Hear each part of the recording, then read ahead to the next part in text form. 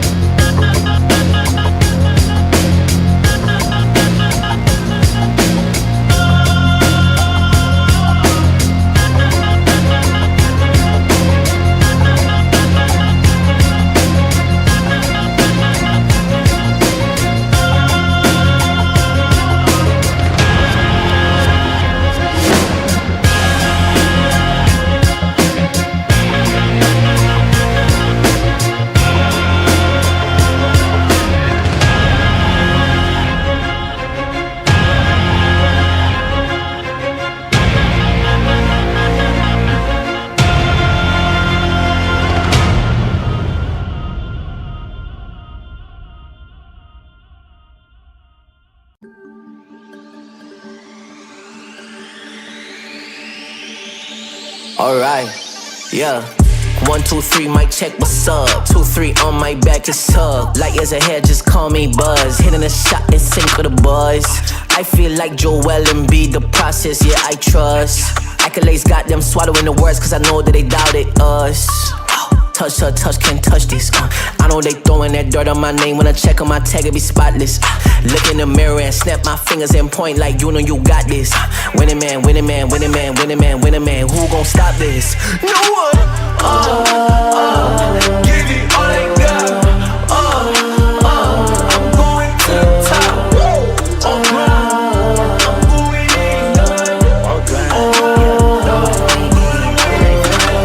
Right on the way to the top. Right on the way to the top. Right on the way to the top. Right on the way to the top. I'm going in. I'm gonna win. Flip the letter I stick it. I came from the bottom to the top, but I'm not finished. I just needed me a minute. Standing attention, lieutenant. I gotta get up and get it. All I'm focused on is winning.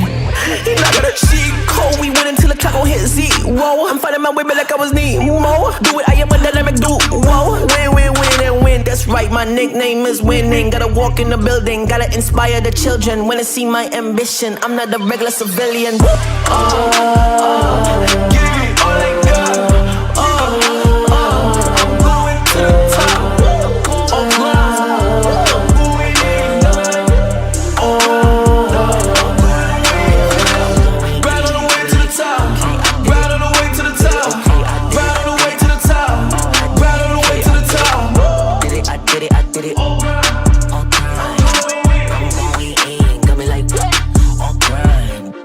Gotta go up to the top, won't stop. I'm gonna be the man, yeah, I gotta cut a knot. Really haters really on me, tryna take my spot. But we go up, yeah, we never gon' drop.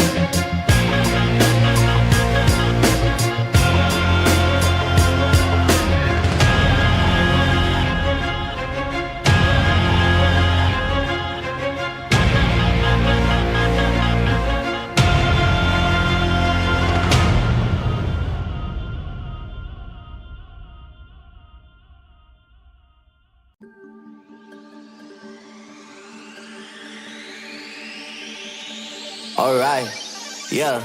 1, 2, 3, mic check, what's up? 2, 3 on my back, it's up. Light years ahead, just call me Buzz. Hitting a shot in sync with the buzz.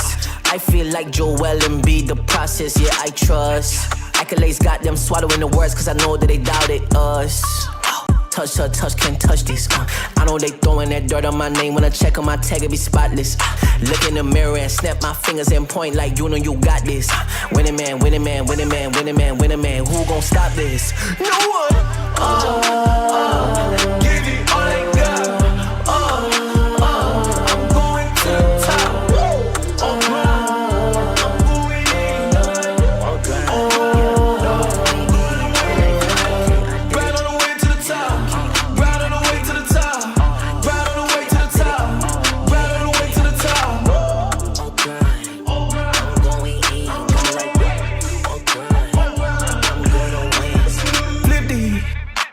Stick it. I came from the bottom to the top, but I'm not finished. I just needed me a minute. Standing attention, lieutenant. I gotta get up and get it.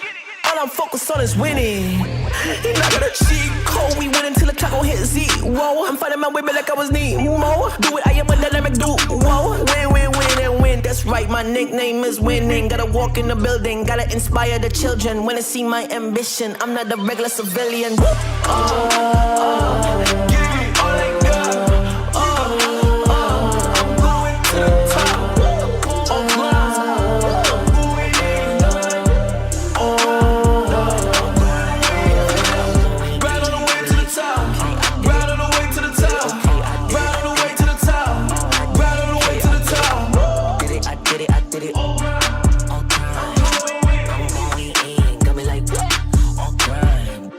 Gotta go up to the top, won't stop. I'm gonna be the man, yeah, I gotta cut a knot. Haters really on me, tryna take my spot. But we go up, yeah, we never gon' drop.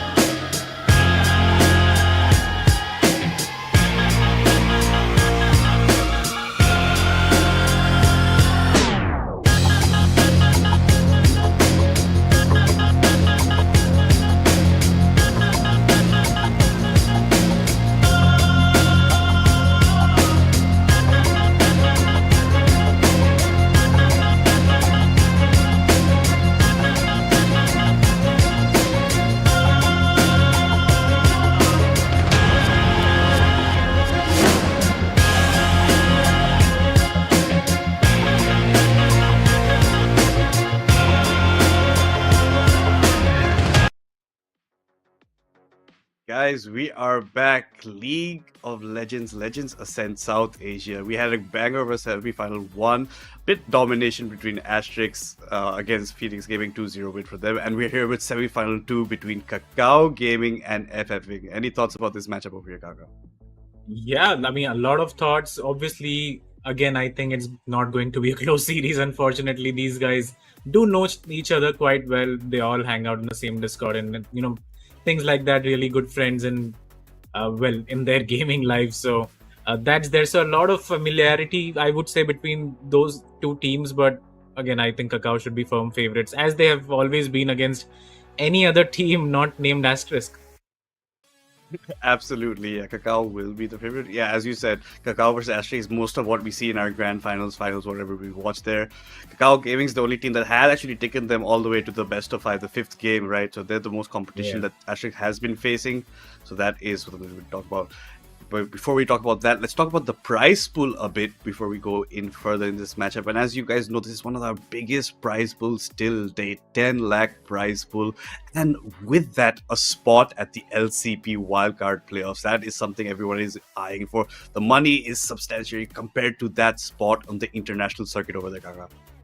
Yeah, I mean, you get the chance to play against the best in the region, well, the whole region, Southeast Asia. So I think that's that's a prize in its own for sure. But again, the monetary aspect as well, 10 lakh INR prize pool in totality. This is one of the biggest tournaments that we have had in the recent past. So yeah, a lot at stake, especially in the semi-final too, where one of these teams, can move closer to getting that LCP wildcard playoffs spot. Yeah, and then just before we go in, the event schedule. People have been asking when's our qualifier 2 going to begin. As you can see, it's May 12 to 25. Currently, we're still on qualifier 1. We're just the day before. This is a penultimate day before the ultimate day that will be tomorrow, semi-final 1. 2, whoever wins against Asterix tomorrow in your finals over there. And as we talk about qualifier 2, qualifier 3 begins 26 May and goes on to June 8th. We give time in between for registrations that can happen. And this all accumulates in that league stage. The top 3 teams from each of these qualifiers will battle it out in a round robin stage on June 13th to July 20th. And the top 4 of those will be going on to the playoffs that will happen between July 25th to August 3rd. Yeah, 100%. And let's look at the format as well. As you clearly mentioned, right? This is a single elimination tournament. But let's talk about the tournament format that we will have after the qualifiers are done. 9 teams round robin. So they play once against each other in the group stages, let's call it. Top 4 battle it out in double elimination playoffs. So, of course, even if you lose a series, you have that second chance to come back in and maybe take the whole thing. And, of course, the most important thing that we are following throughout the tournament is full fearless draft. That means when you pick a champion, you cannot repeat it in the same game or your enemies as well. And let's talk about today's matchup again. Madness. FFing versus Kakao Gaming. This is going to be very spicy, but again, I love the logo that has come out from FFing, by the way. Just look at that. That's very that's fancy. an amazing logo. Yeah, it is. It's very fancy. There, the hostage thing. We all know these when we play ranked. The whole hostage FFing with the mentality. But yeah, as you said, a bit more on the side of Kakao going into this because they are the team that usually come out on top, especially in this matchup. It's not the first time these teams are facing each other, like you mentioned before. So they're the bit of the clear favorites right now. But we always love an underdog story. We're always rooting for the other team to catch on. And we, out at the end of the day, we just want a really good 3 games of League of Legends. Yeah, but I really doubt we are going to get that. Maybe we get the whole 5 games tomorrow. I think that's going to be pretty unlikely, as well, as we clearly have 2 favorite teams, one for the top spot and one for the second spot, and then the rest of the pack follows, right? So I wouldn't put my money on getting a best of 5 tomorrow that goes to all 5 games. And the same today. I think this will be a very quick 2-0 for Kakao Gaming. But again, FFing, they might bring out a surprise or 2 and give us all 3 games. Yeah, surprises do happen. They happen all the time, especially now with the fearless draft going on, right? And you have to deep digger into your champion pools. So it does bring out some spicy picks here and there, and does change some of the outcomes that we are expecting to see. Guys, before we head in, I just want to remind you, please follow all our social medias. The link is in the description box below, so please head on to that. Join our Discord server. We have a bunch of fun events going on from time to time. I also share some thoughts of ARAM kinds of things coming up, so just keep a look out for those kind of things that will be on your schedule. But yes, again, this matchup, it's heavily favored Kakao Gaming side, and I just want to see if Copy will finally get to play his clan, but I don't think that's going to happen because I think that's just going to completely get banned against him. Even in one of the matches that were streamed on the Discord server, he did have his clan open, but I don't think he thought the opponent team was that much of a matchup that he had to take it, so he just took out his jacks and destroyed it with that instead. Yeah, I think it's better to leave it open in a best of 5. He picks it once and then you don't have to ban it for the rest of the series, and something can be strategized that way. But I don't think he's going to get it today. Well, he has been practicing a lot of champions, not just limited to Kled anymore, although that is his pocket pick for sure. But he's really good on champions like Nar. We have seen him solo kill multiple top laners, Hydra, even RTO a few times. So Copy is, I would say, top 1, if not top 2 top laners currently in the scene. Uh, and yeah, I think rightly so, all eyes will be on him and see if he can, perform and put up a performance that even Asterisk is going to notice. Yeah, absolutely. And I like how he emotes on his enemies when he kills them as well. That just shows the Yeah, confidence this man has, right? And if you have the skill to back it up, always show that confidence. That's something we love to see of on this course. kind of riff, right? And that's how you like to go on. Talking about today's matchup, DC is in the mid role. He's been playing everywhere in this team for the past couple of tournaments, but today, at least in this tournament, this far, he's been playing the middle role. It's W who's going to be the jungle instead, who was previously playing the mid for them. So, any thoughts about which position do you think DC plays the best in for how a player he is? I think he's a really good top laner. I think he's an international caliber top laner. He has played in Asian games as a top lane before as well. So that's the role I associate him with.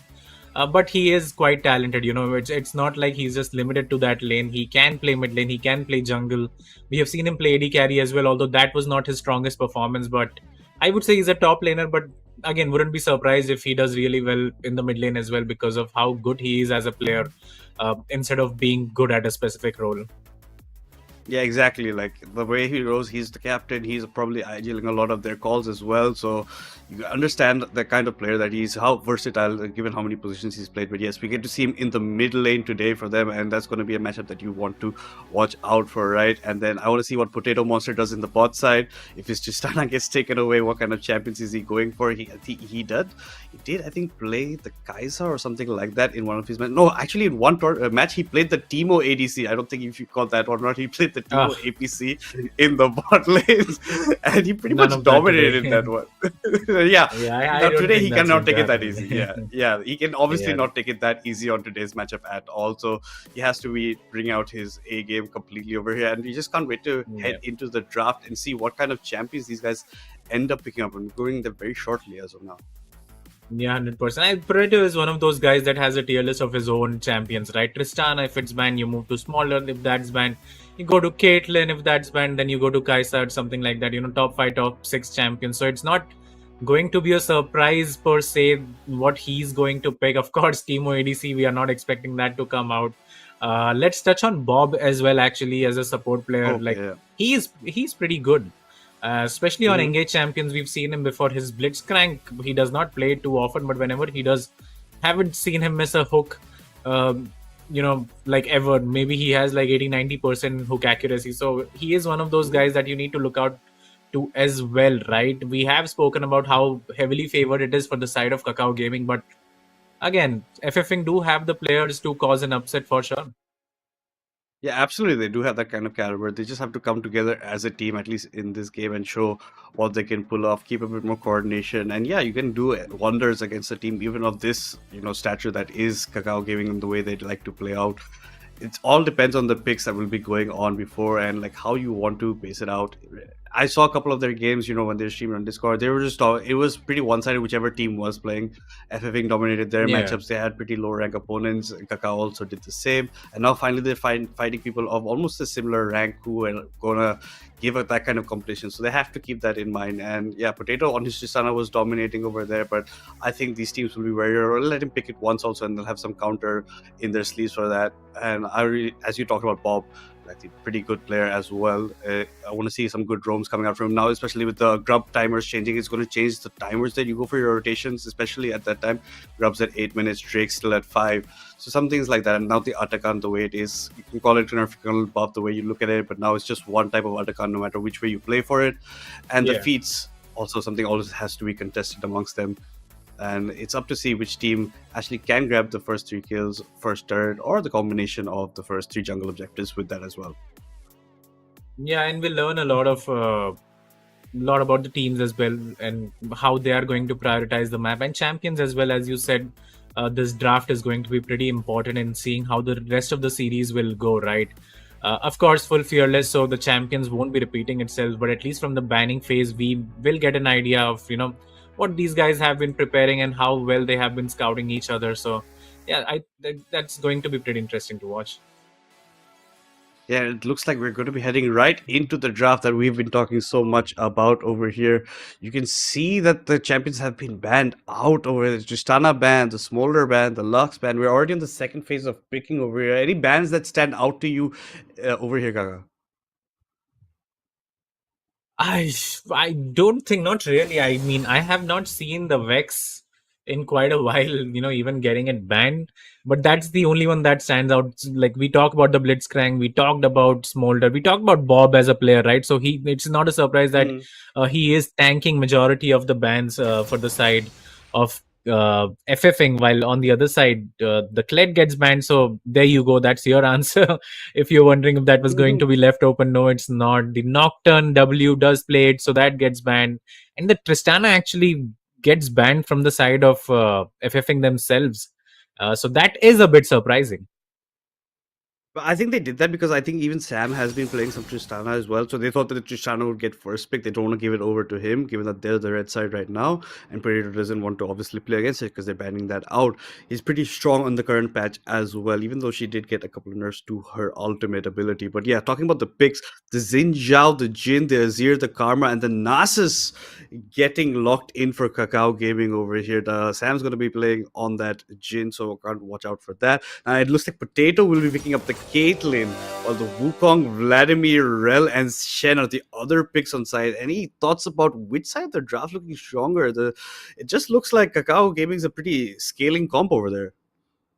Yeah, Kakao do have a scaling comp, but will they get to scale? I really like what FFing have put out for themselves, honestly. They have their own scaling, right? The Vladimir does really well come the late game. The Wukong is there to initiate, the Shen is there to initiate and peel for the Caitlyn. So I like overall what FFing, have put out for themselves. On the other side, though, I feel like you have just drafted two losing lanes and Azir and Nasus in the top and mid lane. So W will have to struggle a bit when it comes to going for these objectives, whereas Shen is really strong at level till level 6-7 at least against Nasus. And if he chooses to run the ignite, I think we could be down to see a few solo kills towards that top side of the map as well. Yeah, definitely something like that can happen. The Rel has a good engage for them. You have a good engage in the form of the Wukong Rel on the side of the right and over there, like in the hands of FFing. I want to see how Potato does on the Caitlyn as well. And we have Dead Corporal on the Azir, so he's going to be looking to play safe, get his skills up. And if you give a champion like Azir and he gets to that late game, say in the hands of someone like DC, I think that's pretty much GG at that point. If that is allowed, especially Copy also with Nas is going to be keep on stacking in the top side. I said he's going to have a tough time early levels, but if he keeps his pace and does not go that aggressive as he should not be going, then he should be fine out on those kind of areas. Yeah, then we'll have to see how the Azir looks like. Even if you have played a lot of League, it's not an easy champion to pilot. Essentially, I have played that champion a lot, so I'm pretty interested to see what DC does on the Azir. Not a lot of Azir players in the scene, honestly, so it is quite exciting to finally see someone pick that champion up. But it heavily depends on how you pilot it, because in team fights, whether to go in or just hit is a choice that every Azir main has to make, and we'll see how that goes. But again, a lot of scaling coming out from the side of Kakao Gaming, as you mentioned earlier, so they could be in for a very rough early game if FFing do decide to step up that gear and be very oppressive in the early game. Yeah, and the thing is, we usually see the late game comms don't come into fruition that much in at least our scene, because we almost never reach that kind of the point of the game. It's already pretty one-sided by the time it reaches even that close, so you don't even get that opportunity, especially the amount of aggression that we show out over here. So maybe a bit ill-advised, but let's just see how these players pull it out, because if people are going to pull out, it's going to be teams like Ashley, it's going to be teams like Kakao, who know exactly how their drafts works and how they actually want to play it and how to go for the kills or whatever they want to go for. The Jin Karma bot side is also going to be interesting. The Jin scales pretty well. The Caitlyn also is a pretty lane bully, so I want to see how they try to face against it. But you have a lot of poke in the form of the Jin Karma against, the tank engage that is the Rel. If you keep your distance, keep your spacing, you can get enough poke in that it balances out the lane pretty even Stevens in that matter. And I want to see which side and when they actually go for lane swaps or whatever they want to go for. Right now, as we talked about before, the grubs timings have changed, so now you have to change the timing that you want to swap with the mid and the bot kind of scenario that goes on your head. And do you want to pressurize bot side map first or top side, depending on if you want to prioritize the grubs, because they only come once these times. You want to get those 3 grubs in, lock that in for yourself, lock the Drake, whichever way you want to go for it. But yes, now with the reduced number of jungle epic monsters in the beginning. It makes the games longer till you get the feats, the total feats in general. If you have one team getting the first 3 kills, one team getting the first tower, then the epic monsters come into play, and it takes a bit longer in that while. Yeah, 100%. And speaking of the bot lane matchup, I think Jin is one of those champions that can still do relatively well into the Caitlyn, not get bullied as much. Has the movement speed, has the wave clear as well with his Q coming in. So I think that matchup should be fine, especially when you add in the Karma, right? That's another poke champion. So, Rel and Caitlyn could find themselves actually getting pushed in. So I think that's one of the aspects that maybe W can capitalize on with a very strong bot lane that has been drafted. The Jin and Karma should be doing really well towards that bot side, and that does open the Drake opportunity as well, as you just spoke about the feats of strength. Getting that early dragon, I mean, that is the earliest objective that we have on the map. That's been for a while as well, and if you pick that up, you still have 3 minutes where you can reset, where you can farm up and be strong for the grubs as well towards the top side of the map. So let's see how these guys decide to approach those objectives, especially in the early game. I think that's the most important part of the game anyway, especially in our scene where a lot of games end pre 25-26 minutes. So I think that should be very interesting to watch. Another thing, Gwen and Nafiri were both left open actually, and both of these teams did not pick that up. So so I'm pretty sure Asterisk, if they are watching this match, will be taking notice, and maybe they are the ones who leave it open even if they are on the red side, and see, or just dare one of these teams to pick that up. Yeah, actually, that's a very good point coming in, that given the state that Gwen and Nefarian, that no one picked it up, even though it was left open, says a lot. Maybe they're thinking about the future map as bring it out with different comps for themselves, and that's how they wanted to play it out. But yeah, left open. They instead did targeted bans instead, like the Claire, the Nocturne, the Tristana, just because they were red side, Potato's not going to get it. So they opted for more of a familiar sense of how to go instead of the meta kind of bans that you want to go for. And that just speaks about how much these teams know each other in that regard, right? Because they've played against time and time again. A couple of these guys are friends with each other, right? The entire scene is pretty tight knit in our community, so everybody knows everybody, and that's how it's always been. And yes, guys, speaking about that, we're going to be heading right into the game over here. This is the first game, the semi-final 2 between Kakao Gaming and FFing, and this is going to be a banger of a game. We can already tell with the picks that have come out. As we talked about Kakao scaling late, will they play to that strength, or will they just show early on aggression and take it from there? We're yet to find out. Yeah, more important, let's see if there are any level 1 shenanigans coming in. As you can see, Vladimir is running the Ignite actually with the Conqueror. So he is looking to get that solo kill, or at least keep up the pressure whenever he can. Ghost comes out for Jin. Don't see that too much, but I don't mind it, honestly. Would have loved to see the cleanse, especially against Rel and Shen. But I think Ghost, I think it's going to be fine as well. Maybe there's a very cheeky lane swap coming in. The Shen could be going towards that mid side of the map, and we might see Vladimir go top actually against the Nasus. Yeah, and that's how they picked up their champions as well, right? Even in the state, their mid laner did pick up the Shen, and they didn't choose to swap it later. And I don't think, no, but it looks like the Shen is going top side right here, because he's going to be pathing very safely to the top. He doesn't know if anyone's in his opponent jungle over there, so he's taking this safer route all the way to the top side. So it's going to be the Shen versus the Nasus over there, the Vlad versus the Zir mid. The Wukong's going to be starting in his own blue buff on the red side, while the Jinja will be doing the same. So opposite side blue, Jinja passing top to bottom, Wukong parting bot to top. So it looks like Jinja wants to prioritize that gank on the bot side, because he maybe understands that maybe they can't pressure the way they want the bot side for them. And this is how it goes. Speaking about runes, nothing great to talk about there. The Caitlyn nowadays running the Lethal Tempo has that in her bag. Want to see if it goes the Collector build or the Unitals build. It's all up to how Potato Monster wants to draft. But in the meantime, in the mid lane, heavy trades going on, and Vlad coming out on top of it. Yeah, I think that's how this matchup goes actually. As they're not really too strong in the early game, especially before getting an item. So he can poke AK-45 as much as he likes, right? But the Vladimir will be getting a bit stronger once he gets a few levels on his Q. As you can see, the lane that is getting shoved in is the Caitlyn lane.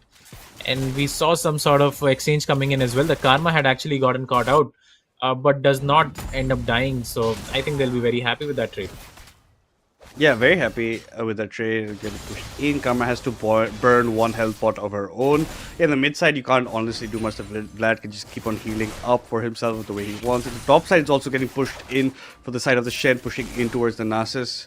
Kind of what we expected of how it would be going against him. Karma's waiting in this push, but she doesn't know that it's warded, evidently, because she given that the ward is being placed. But yeah, in the mid side, Azir running a bit low on the mana side, but Vlad can just keep on channeling his abilities, no problem whatsoever. And yes, lane pretty much shoved in over here, no problem whatsoever for this Jhin. He's going to be arming up, has the fleet, so if he takes damage like this, heals up. That nice W lands up. The Caitlyn Q traded for the Jhin W. The Jhin W doing more damage over there. The mid side, Vlad with an empowered Q gets a big heal off, and now is winning up in these trade matchups even greater. But yes, CS Wipe looking pretty even, Steven, except for the bot side where the Jhin constantly has been pushing that in and is up around 5 CS in his favor. But look at it, here's Jin Zhao coming in onto the rail. Red jumps away to safety, but the flash forward, the root lands from the Jhin. The Caitlyn almost dying, but has to use the heal as well. A bunch of summoners being issued in the bot side. The Xin Zhao burning his flash, Karma burning her ignite, while the Rel has to burn his heal, while Putin also has to burn both of his summoners. So pretty spicy early trades, but no first blood yet to be claimed by either team. Yeah, and Shen is having a really good time towards that top side of the map. As you can see, 25 to 18 in terms of CS. And he has this huge wave coming into him as well. So Shen, if you might have noticed, did get buffed quite heavily. As you can see, W actually getting caught. Is going to die. Does not have the flash. The Wukong going to pick that up. Azir goes in. Could be a mistake as well. Might get one kill, but let's see if he's able to get out. Yeah, he does. Or does he? Vladimir picks up the second kill for himself. And a really good trade and really good skirmish from the side of FFing, and especially their mid and jungler right there. Yeah, 2-1 in their favor. I think, you know, the Xin Zhao came forward not knowing that the jungler was sitting in the bush over there and just not anticipating that he can be 2v1 over there.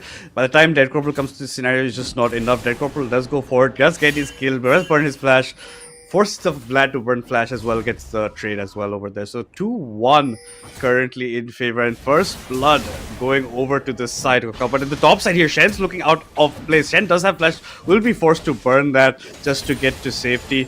And if Zin had flash, maybe could have followed up. Shen walking even forward, maybe not advised, but yes, he does has the Q up.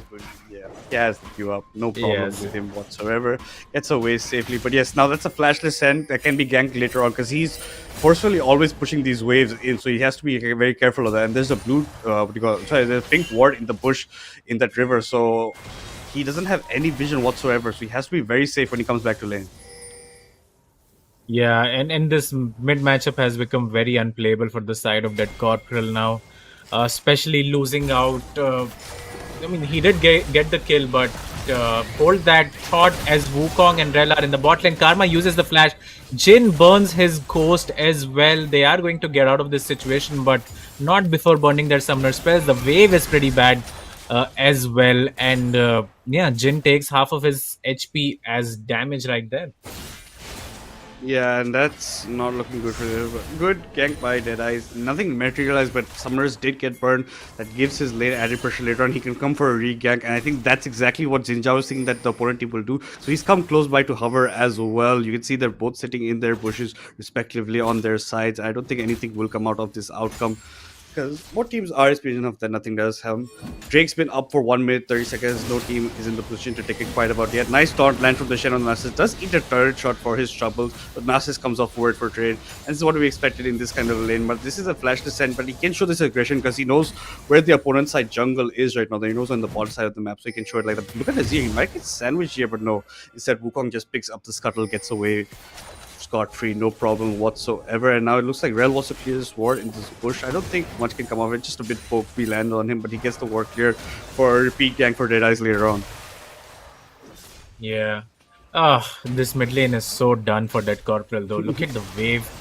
And he is having to constantly try to fight the Vladimir and then farm as well. The Xin Zhao has to come in. I think he is fine. The Shen has the ultimate who's going to use it. Xin Zhao does not have the flash. I think that's a dead Jhin. And Wukong comes in as well, is going to finish the kill onto the Shen. The feet of warfare has been acquired by the side of FFing. Bob comes in, heals the Vladimir, so he's going to survive as well. And yes, a lot of early pressure coming in from the side of FFing as they move up and deny a huge wave from the side of Fuzzy. The flash comes in, the Shen taunt is going to come in. That's going to be 1-0 yet. Again, the Vlad is going to survive, uses his pool to get out. It's a huge fight coming in between turrets right there. But I would still say it's quite worth for the side of FFing. Yeah, definitely. And this was a huge skirmish coming out in the bot. This side, nice rel goes in, but just too deep for Bob at that point. But he does get something off of it. But yes, Kakao answers with kills back. Now 4-3 in the kill margin. Nasa's getting a lot of free farm on the top side. We're gonna see the replay as we can see it coming here. Wukong comes in with his ultimate, instantly goes down the Zizan. The warfare claimed by the side of FFing. You can see they're not done. They want to go forward. You can see the blinking HP bars of Azir. Vlad is also really low. Can continue to heal up. They go in for the dive furthermore, but now they're in no man's land. The pool does get activated, but the flash W by the Xinjiao, actually W flash by him, does catch him out. They can pick up that kill. But yes, FFing very crucially picking up the feats of warfare over here. Nice taunt by the Shen under the turret for the Nasus. Yeah, Nasus is nice pretty taunt. low on mana. But the slow is enough to deter the Shen from going anywhere forward. Doesn't have flash, even if he wants to catch up. And Copy does still have his flash up. But yes, Nasus now up in CS against the Shen, who does have a bunch of stacks as well. Talking about jungle objectives, the side of Kakao did pick up the 3 cubs, while the Drake was picked up by FFing. So just even in the terms of the jungle objectives right now. But yes, feats of warfare claimed by FFing. And just some exchange of blows here on the bot side. Yeah, I think the biggest benefactor of that fight, quite funnily actually, was Copy, who did get a lot of plates and got ahead in farm as well. But the biggest loser we can see is in the mid lane actually. 20 plus CS behind now against the Vladimir, is finding it so hard to sustain in this lane. I would have loved to see, an Oblivion Orb coming out from him so he could at least trade effectively with the Vladimir. But every time the Vlad walks up, he has no other option but to, either take a lot of damage or just back off and leave the wave. And both of those options are looking really, really bad for him right now. Yeah, it's being like stuck between a rock and a hard place, the kind of options that are being presented 100%. to him. Nice low by Copy, nice taunt by the Shen, gets the taunt off while getting his distance. So they're keeping it pretty well off in the top side. As we talk about, Shen does have the Tiamat, will be pushing a lot of waves into him. It leaves Nasus with a lot of free farm for himself. I don't know what the Shen is thinking, but maybe he has some game plan for later on if he wants to push these waves in, go for something else on the other side. But this is up to him. Yes, Vlad taking a lot of chunk damage. If he doesn't get this empowered Q, it would have been worse. But he does get it off. Azir goes forward, but look at the level difference.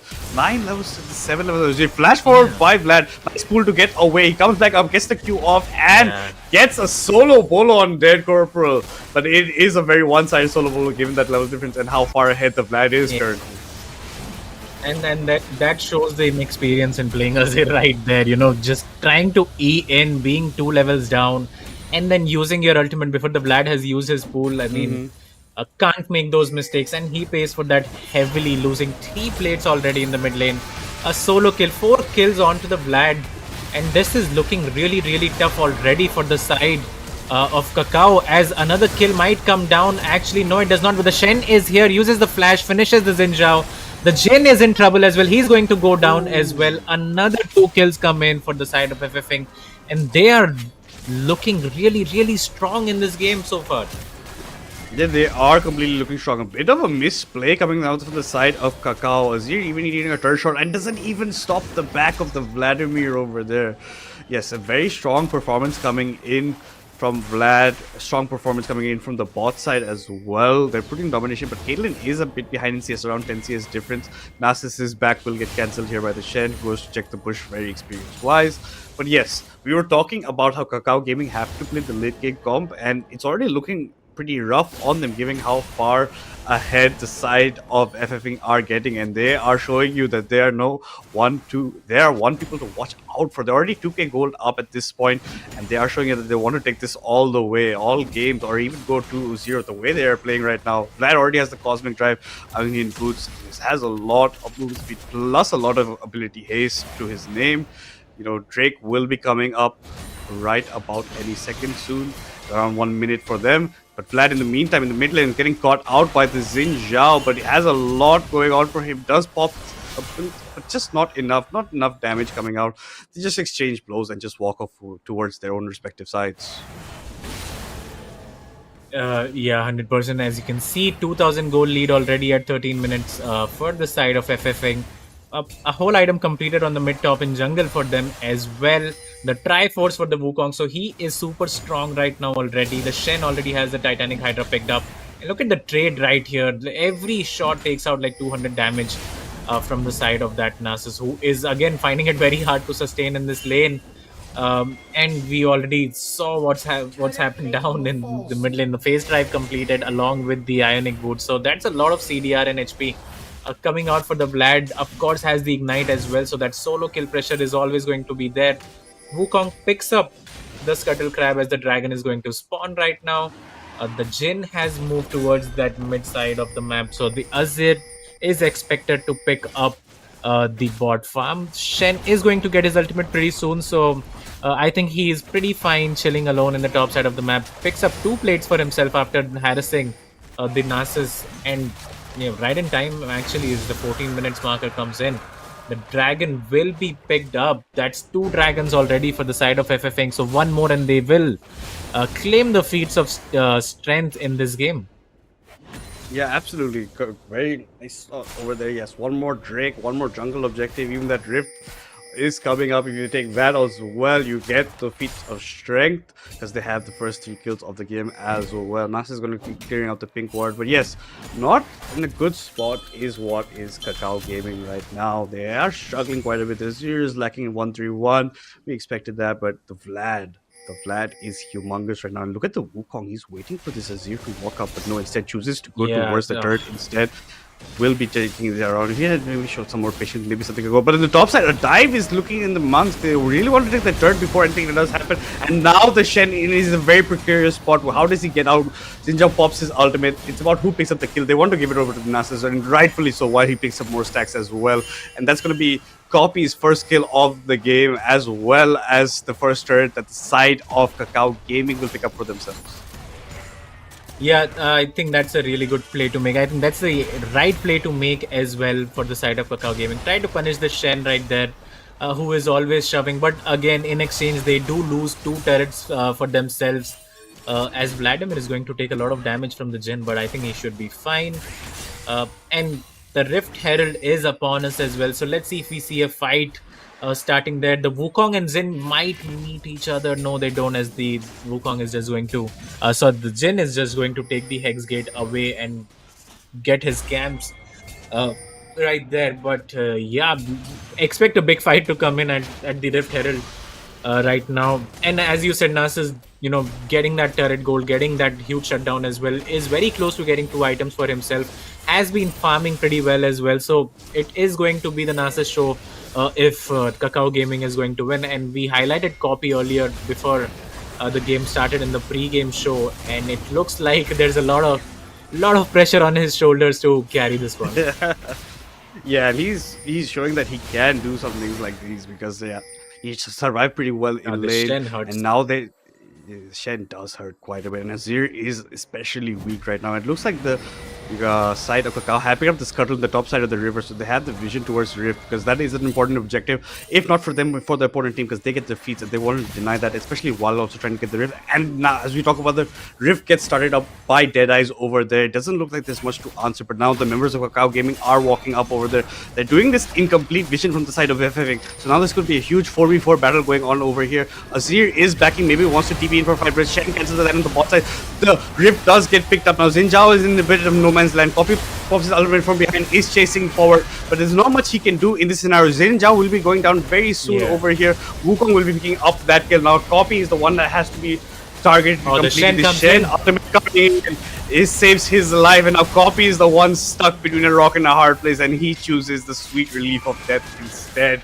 And that did not at all go the way Kakao wanted. That's a 3-0 plus Rift picked up, plus the feats of strength for the side of FFing. Yeah, I think that was a really poor team fight coming out from Kakao Gaming. Choosing to go in there when the Herald was already down, when you don't have your mid laner joining in the team fight.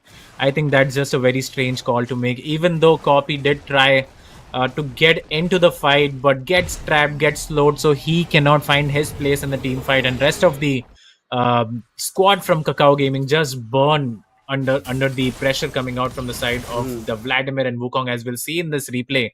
And just keep your eyes on to, okay, we are a bit far too ahead in this replay, but as you can see, like, the Nasus gets CC'd forever. He can't do anything in this team fight, and he was going to finish someone off, but the Shen ulted him.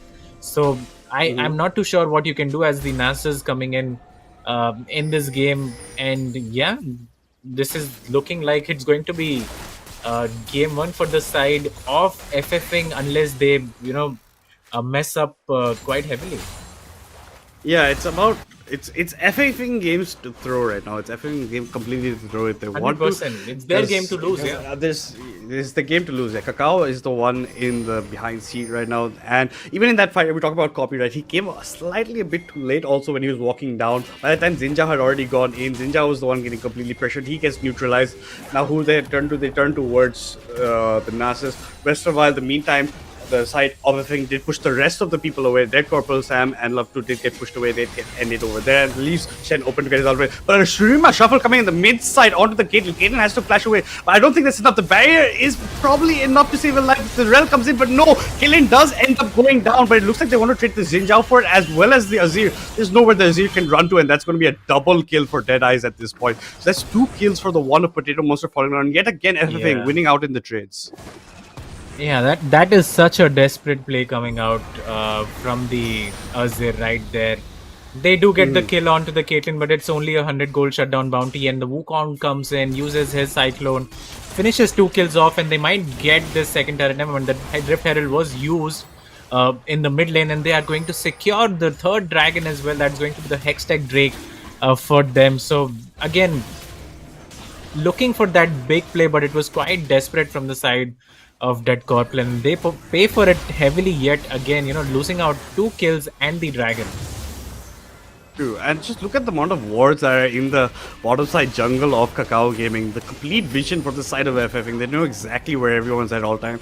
No chance, even if the Karma can some miraculously RQ steal the Drake, but even that's out of the pictures. As you said, Hextech Drake picked up. Now they're on Soul Point for the Hextech Soul. So far ahead right now in the matchup. They're already 4k gold up as well. Have the feats, have everything going to themselves. Their Vlad is 6-1-2, has a 400 gold bounty on his head. The Wukong also has a 317, 450 gold bounty, and the next objective they're probably looking for will be the Atakan. That's why you see the Shen's in the bot side of the map right now, and the rest of his team is in the top side over here. Rel clearing out some vision over there. Nasus wants to fight against the Shen. He really wants to get some hits off, but I don't think this is just basically each other ticking. But Nasus is starting to do quite a bit of damage with his Qs right now. He does, but I don't think that's going to matter too much, as the Shen can easily farm under turret, has the Titanic Hydra built for himself, so I don't think he's going to struggle too much in the side lane right now.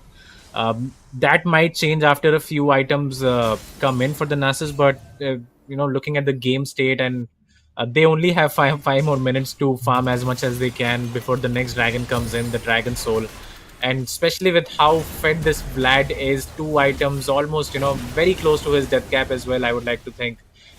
He is going to be such a menace in these team fights. And even the Caitlyn, right, is going to get her Infinity Edge pretty soon, I'm sure. Has the Cull stacked, has the Pickaxe and the Cloak of Agility. So, the only shining light for the side of Kakao Gaming is Copy right now. And he has to do some really, really heavy lifting. Yeah, he honestly does have some heavy lifting, and he has to always match the Shen on the side lane as well. Shen can either TP in or ult into fights. He has to keep an eye out for all those timers as well. It's just not at all looking good for the side of Kakao right now. It's going to take a miraculous turn of events to maybe come back. You're going to have to rely a lot on the Nasus and hopefully let your Azir scale up to maybe even do some damage. But in the meantime, the Vlad is accelerated so much, it's going to be almost pointless. Potato Monster is also dealing a lot of damage. You said very close to his Infinity Edge right now. Goes back to base, picks that up as we're talking about it. The Infinity Edge, Yuntals, he's a very strong person right now in fights, and it looks like they want to secure vision towards the Atakan and pick that up as their next objective. The Potato Monster will be coming mid, clear that wave, and then head towards the top side, get the Atakan. The bot side, it's just going to be the Nasus against Shen, just hitting each other again and again over the face. Nasus healing quite a bit as well with each Q that lands, but the trades are just insignificant given that Shen is going to, as you said, farm pretty well on her turn, but does miss cannon over there. Yeah, I don't think he's going to mind that too much, honestly. As we can see towards the top side of the map, the Karma might get caught out. Instant flash. Has to... Yeah, instant flash away and he is going to survive. But that leaves some doors open and an opportunity for the side of FFing to start this Atakan. Let's see if they decide to do so. For now, they're not going to do that. They're just going to shove out the wave. So I think that's a smart decision. Vlad is very, very comfortable right now against the Azir in the side lane, but knows a lot of people from the side of Kakao Gaming are hovering the Azir, so he's not going to, overextend in the top side of the map. Azir takes out the ward in the Atakan pit, and for now we have gone in, some sort of lull state, so we can just talk about the items that have come in, right? The Titanic Hydra for the Shen is going to pick up the Dead Man's Plate pretty soon. Wukong has the Triforce and Black Cleaver, so he has been a major benefactor of these kills, as well as we saw him pick up the double kill in the mid lane. The Vladimir has not bought anything for quite some time. He is going back now, so let's see if he decides to get another rod. Is going to actually pick up the full Magi, so I really like the confidence coming out from the side of AK-45. Yeah, that's a lot of confidence. He knows he's going to get some more kills in the next team fight that will be occurring anytime. So the Baron's coming up in around a minute's time over there in the top side. Atakan still hasn't been taking, as well as Drake shall be also spawning over there in a minute as well on the bot side. So now it's going to be about what you want, the Baron, the Drake. Obviously, a very tough choice for the side of Kakao Gaming. They have to make over here about which side they want to defend. They have to maybe go for an early team fight and maybe try and reduce some numbers, because if it's a 5v5, I still think completely the side of FFing are going to end up winning over here if they isolate fight. It looks like Karma might end up going down, just about survives by the skin of her teeth over there. If it was like a collector in the hands of the Potato Monster, that would have been a kill definitely. Yeah, and now let's see how the squad from Kakao Gaming set up for this. The Karma, as you saw, like blinking HP bar. Two items have come in for almost all members from the side of FFing.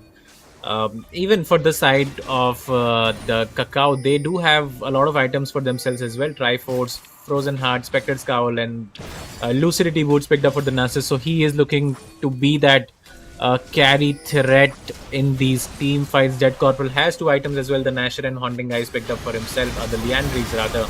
As the Zinjao goes in, the Rel is going to go in as well.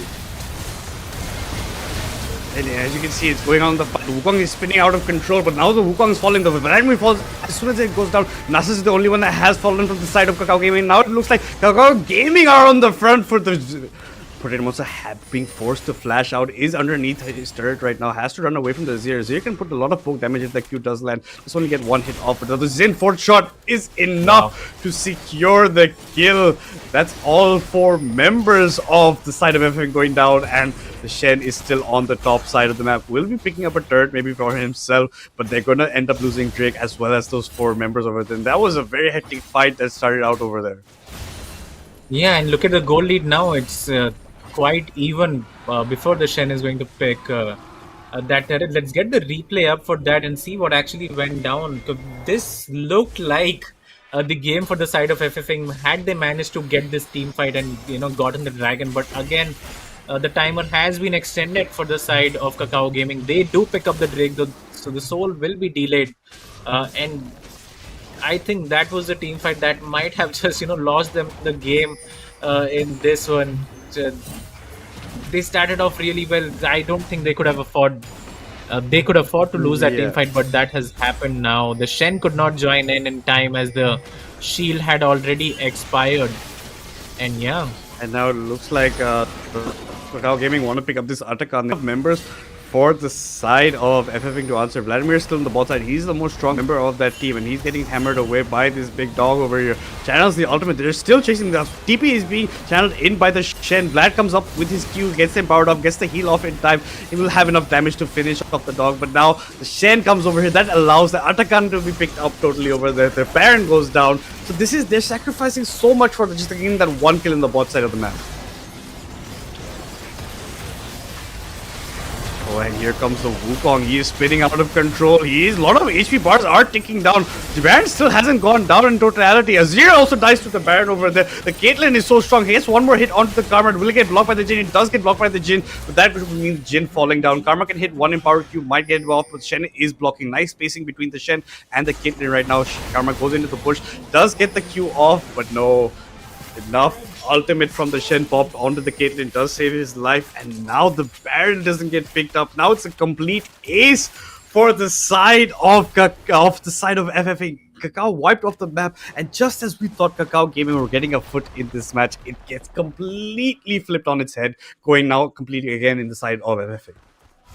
yeah, and that was without the Vladimir as well, because he does not have the TP. So I'm not sure what went wrong for Kakao there. They did start the Baron, but again, a complete ace. So we have a lot of twists and turns coming out in this game one already. As you can see, the goal lead has been restored for the side of FFing. The death cap has been picked up for the Vladimir. The Phantom Dancer has come in for the Caitlyn, picks up another cloak. So he is at around 90% critical strike rate right now. The Jhin is looking really strong as well, and I am not sure who is going to take this game, as you know, it keeps twisting and turning at every objective, it seems like. Yeah, exactly as you said, it's pretty much like a roller coaster right now, how it is going around. Each objective, it's a different team winning out around it. And like you said, Vlad wasn't even in that fight. He was still in the bot side of the map, just farming up. And yet FFing coming out on top. I think it's because without copy over there, there's just less peel and less tankiness on the side of Kakao, especially in that fight, because they had just taken Atakan. They were also weakened slightly a bit by it, and they had taken a couple of Baron shots as well. And the side of FFing just come in time over there. The Caitlyn going huge. Tornado Monster getting a lot of kills for himself. Already now has the Phantom Dancer completed, upgraded his Berserkeries to Chain Metal, Chain Metal Creeps as well. So he's pretty huge right now in terms of attack speed, in terms of damage. Also has another Cloak of Agility, almost at the 100% crit mark rate as well. Jhin also being pretty strong. He's looking to be making the rapid fire cannon. Has Collector, has IE. Now looking maybe for the rapid fire cannon over there. Shen just sitting in the bot side of the map, but he's sitting on a ward and he's pretty unaware of it. But guess who is aware of that? It's going to be the big dog, the Nasus, the copy, who's pretty got a lot of stacks right now. If you maybe get a chance to see at the stacks, it's going to be a huge number given how much this man has been farming as well. Yeah, 100%. But again, as we keep seeing Shen, I think he's just fine chilling alone in that side lane, can easily clear the wave. But again, the Nasus is free farming for quite a while now. And again, all eyes on that dragon once again. I'm not sure if FFing can afford to mess this one up as they did the previous one. They're all on their power spike, right? The Blight Jewel picked up for the side of Vladimir as well, so he has some sort of magic penetration, as the Zinjao is going to shove in the mid lane. The Caitlyn going to pick that up. Dead Corporal does the same. The Rel ult comes in, and that is going to be a big factor in the team fight to come. The Zinjao has to burn his own ultimate, the Crescent Slash, as well as the Flash, to get out of a very sticky situation. So, Zin was the only sort of engaged form that they have, along with the Azir, who has to go in as well.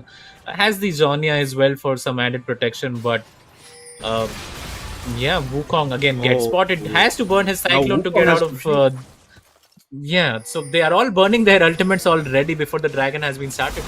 Exactly how Kaka said it. So many ults being burned just before the initial fights going off during this dragon fight, and now you don't have a Wukong ult, you don't have a Rel ult, you don't have a Zinjao ult in your favor. You have a big Sugar Shuffle, and the Drake is being started up by the side of Kakao Gaming right now. Shen does have his ultimate, does have TP, but it looks like the side of FFing want to give this up. They are up in Drake numbers right now.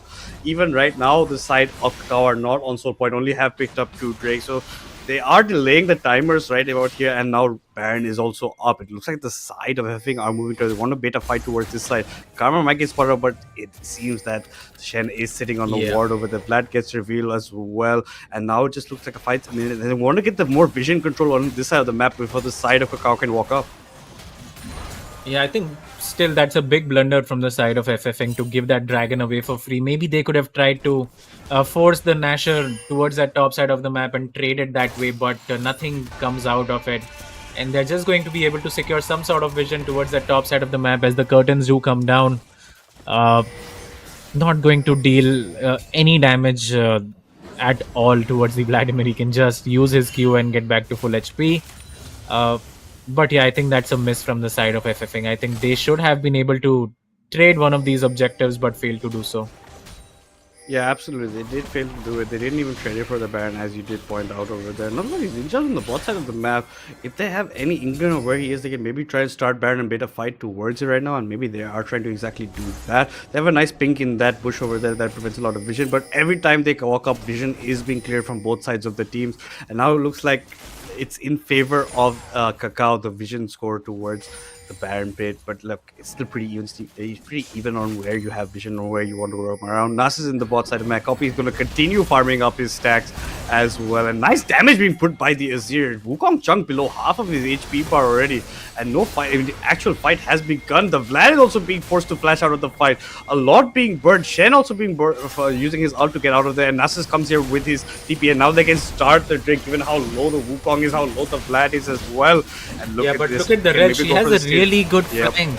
Like, she does have a good flank, but is there follow-up from her team if she does pop her ultimate? Now she's the one who's left alone in the pit, and sadly, that's just not enough. The blue team, Kakao Gaming, will be picking up the Baron. They will be picking up the kills. Rel had a good flank, just a bit too late, and there was no support from her side of the team. The Caitlyn was not near the pit. Caitlyn being forced to burn the flash. Kerncock just come back up. Caitlyn dodge all of them. Is dodging quite a bit. Does get out alive. Did burn the barrier in case the fourth shot did land on her, but this was enough in swift movements to get out. But now this is where looking now, Kakao in our roller coaster match are the ones in the top loop of the map right now. Yeah, a very good call coming out from the side of Kakao Gaming to start that Baron. The Nasus had used his teleport, so there's no way back for him to go. They are going to pick up the Baron, pick up the mid inhibitor as well. And for the side of FFing, they just took so much poke damage previously, before the team fight had started, and they pay for it massively right here. They have been really good throughout the game, but again, these mistakes are just such a huge turning point for them. The Magi is doing nothing for the Vladimir. I think since he picked it up, I don't think he has tagged it at all. So maybe sell that, get the void stuff in, and of course FFing needs to start these team fights on their own, or this is exactly what's going to happen.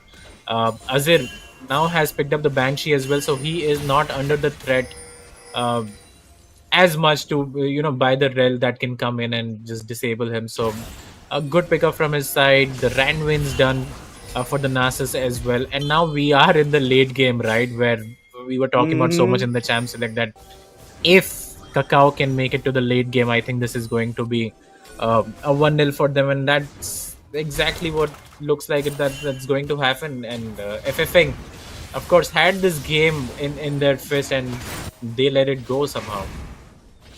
Yeah, like as we said, it was FFing games to throw, not to let Kakao reach late game, and that's exactly what they've done. Jen's a bit caught out over here. There's not many places he can go. He is tanky, but how tanky are you when three members are charging you? Caitlyn taking a bunch of damage. Rel comes in over the edge with her ultimate, but now it looks like Rel might fall instead. Wukong is also here. Wukong looks to be the one to fall as well. And I think this should be game if Caitlyn does not get enough kills. She does pick up the kill on the Jin Zhao, but has to run for her life. Now she's the one who's going to end up falling as well. Can Jin land the bullet onto the Wukong? Wukong is surviving with 1 HP. Nice flash by that Monkey King to get out of this scenario, and this should be game. There are 4 members down from the side of FFing. Kakao Gaming played it out, bided their time, got to the late game, got to their strength point, and where Azir and Nasus are just melting everyone, and they're going to be taking game 1 of semi-final 2 in this series over here. Yeah, 100%, and this was the expected outcome, but again, FFing did so well in the early game to make it a fight and get those 3 dragons for themselves, get this feat of war as well, and getting the Vladimir so far ahead as well. But yeah, it's the similar story. The team fights start to come in, and the less experienced team shows why they are not the favorites to win this. And it was quite a throw from the side of FFing. I think they should have won this game quite comfortably with the lead that they had onto the Vladimir specifically. Yeah, and especially that fight during Artakan and Baron, I think they misplaced that a lot. Where Vlad was still not even in that fight, wasn't even the strong point of it, and they still end up winning it. That's why they should have been seeing like they could do something over there. But yes, you just let them scale up. You're not pushing enough for your objectives. You didn't get your soul Drake. You gave it up. Like we talked about that Drake that they took, the side of Kakao took when FFing didn't even contest it. That is a major talking point when where this game kind of went throwsies from these guys on the side of FFing. But yeah, they have another chance in game 2. But yes, the better experienced team, I would say, won out over here. When they played their draft out, you could see Copy just completely stacking up all the time, everywhere he was going, stacking up, splitting his push lanes, coming in for the fights as well. Then Azir was giving enough, even though he had a very late start to the game, even then caught up pretty well, did a lot of damage in that last fight. Caitlyn, the only good point of the side of FFing towards the end, was putting out damage, but just didn't have any peel enough meat shield in front of her to do anything. And that was, Kakao Gaming taking away this game. Yeah, and as you said, the inexperience showed up, right? Buying that Magi's instead of completing your item, I think that's the sort of thing that we're talking about. You can never get that cocky, right? I don't know if that's cocky or just being confident, but just complete your item and be more effective in these team fights. Because since he bought the Magi, I think he just ended up dying and not getting any kills. And not trading the dragon for the Baron was one of the mistakes that FFing made as well.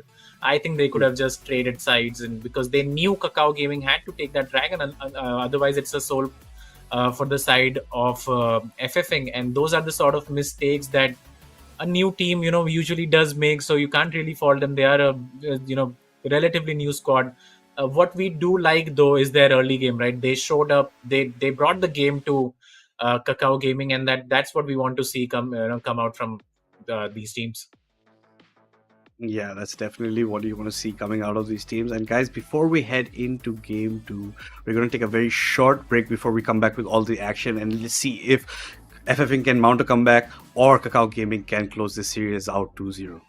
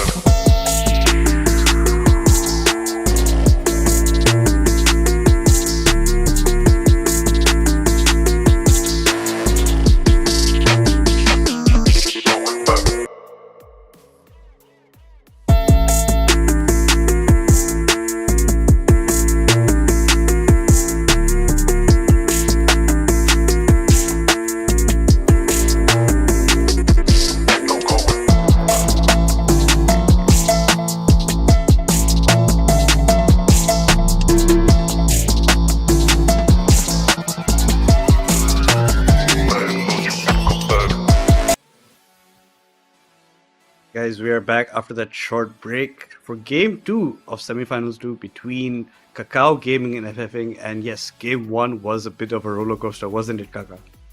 Yeah, it was a banger. Honestly, I really thought it was FFing's game to lose. They did really well in the early mid game. Should have won it, but again, that's where the inexperience showed. And for the side of Kakao, they will be hoping that the worst is beyond them now, and they are able to play their own game and win at their own terms. Hopefully, in this game too. Yeah, hopefully they can pull out something out of the bag right now. Potato Monster, I've seen the side selection. They will be on the blue side for the side of FFing. So now they have the first pick in the option. So the Tristana doesn't get banned by the opponent team. They can pick that up and you can play something he's more comfortable on. But he was doing pretty well on the Caitlyn as well. Didn't have that many, kind of places where he's getting caught out or anything. It was just a bit of not finishing the game fast enough for the side of FFing, given how far ahead they were at one point, right? You let Kakao catch up. Once Kakao catches up with that type of a comp, there's not much you can do at that point. Yeah, as you said, it's a bit about inexperience, a bit about Kakao Gaming's team's been together for a while now. FFing's just been put together. Like maybe core is still the same, but you have a bit of this side that. You take a bit at the stats over here, Kakao, of the last game. Yeah. Let's look at it now. As you can see, the gold was like that gold graph was everywhere, to be honest. One time FFing is ahead 4K and then they lose it all and then they get ahead as well. So but look at the kills, right? 19 to 18. That's how close this game was. One Baron for the side of Kakao Gaming, 3 grubs as well. So all of them were picked up from the side of Kakao Gaming. Bloody Petals, that's down to the Atakan, right? So 46 for them. And all in all, a very, very close game one, honestly. And it could have gone either way. But it does end up on the side of Kakao Gaming, who is looking to go into yet another final and face Asterisk, as it always has been the final boss in these sort of tournaments. And yeah, they will be quite happy that they did not play as well as they would have liked to, but still won the game. So I think that's all that matters in the grand scheme of things. Yeah, you can show that even on not at the best of days, they are still outperforming FFing at this point. So yes, they're going to be pretty proud about that fact of how it went down. And it would be a very key point of that was delaying the Soul Drake for the side of FFing, right? Twice they denied it like that. One time FFing didn't even contest it. So that was also part of the game plan that Kakao Gaming went for, and they completed to satisfaction, and they had a pretty good time with it. Copy was a major part towards the end part as well, was Dead Corporal, the scaling champions on their team. Pretty well played from them. Yeah. And yeah, I don't think Kakao Gaming are going to make the same mistakes that they did in the early or mid game for this side, even though FFing did play it very well. Kakao Gaming did also make a couple of hiccups here and there that did allow FFing to capitalize on those opportunities. 100%. And I don't think Kakao Gaming are a team that make the same mistake twice like this. Yeah, I mean, that was not a flawless game by any margin from the side of Kakao Gaming. As we spoke about, early mid-game was all FFing. Getting 3 dragons lead, getting so many turrets, getting so many kills onto the carries, but just not being able to, get that final team fight and just not being able to cross the line is something that they might regret if they crash out from this tournament in this game too. And yeah, let's talk about the game 2 actually. So a lot of these champions, of course, we won't be seeing them again, and I don't think Kakao Gaming should draft such a late game team comp for themselves yet again. Just put one of these carries onto a really early game champion. Something like the Ari could always work down in the mid lane, or even for the top side of the map. Something like the Ambessa, Camille, Jax, Nard that we have seen come out from the side of Copy. That's not so scaling heavily scaling base that you are just so irrelevant in the early game. Yeah, right. Given a team, how a team Kakao is, they like to have that early aggression, right? As you said, have a couple of champions that don't have to rely on scaling that much towards the late game. Have something that is strong early, mid game, and then you can have a more of a dominant performance and not have to rely on your team reaching that late game stage and maybe then doing something like they did in the last game. And they have to think about this going forward and rework a bit of their draft and how they want to go. Copy, as you said, does play amazing. Ambessa, Nar, I think was banned last game. Jax as well. So yeah, these are champions that he's very well versed on, does play them very well. As we said, he's become more of a versatile player, even though he was known as the Kled one trick at one point. Now he is a very, very big versatile player. And yeah, before we guys head into game 2 and head into that draft, we're going to take a very short break before all the action resumes.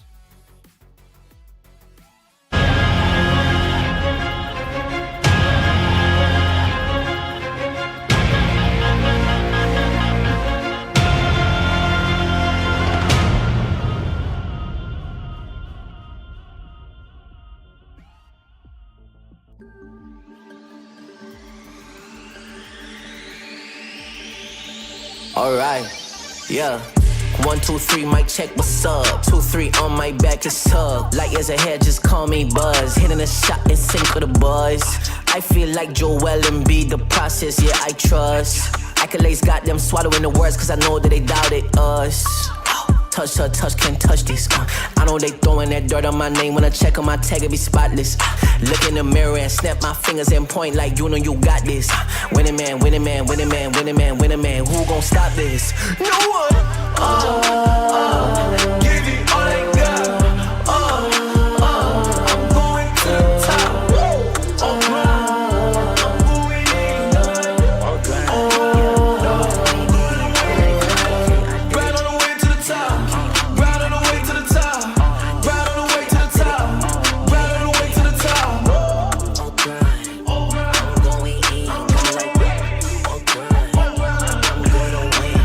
Flip the letter I stick it. I came from the bottom to the top, but I'm not finished. I just needed me a minute. Standing attention, lieutenant. I gotta get up and get it. All I'm focused on is winning. He not gonna cheat code. We win until the clock gon' hit Z. Whoa, I'm fighting my way back like I was Nemo. Do it, I am a dynamic dude. Whoa, win and win. That's right, my nickname is winning. Gotta walk in the building, gotta inspire the children. Wanna see my ambition. I'm not a regular civilian.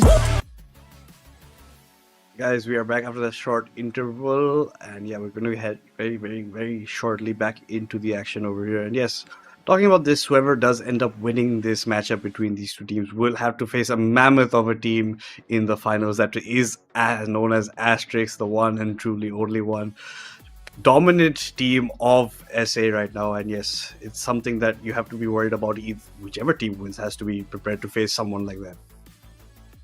Yeah, dominant by a margin as well, not losing any tournaments at all in the past, that at least that we have been casting. I don't think we have seen them lose any of the tournaments. So yeah, it is a mammoth of a task to take them down. But of course, one of these teams will be looking forward to that matchup, and at the worst, they will be looking to learn from them. So I think it all ends well for all these teams. We have 3 qualifiers anyway, so of course Asterisk won't be able to take part in the second and third if they do end up winning this tournament. But that's to be remains to be seen tomorrow as we jump into the draft right here.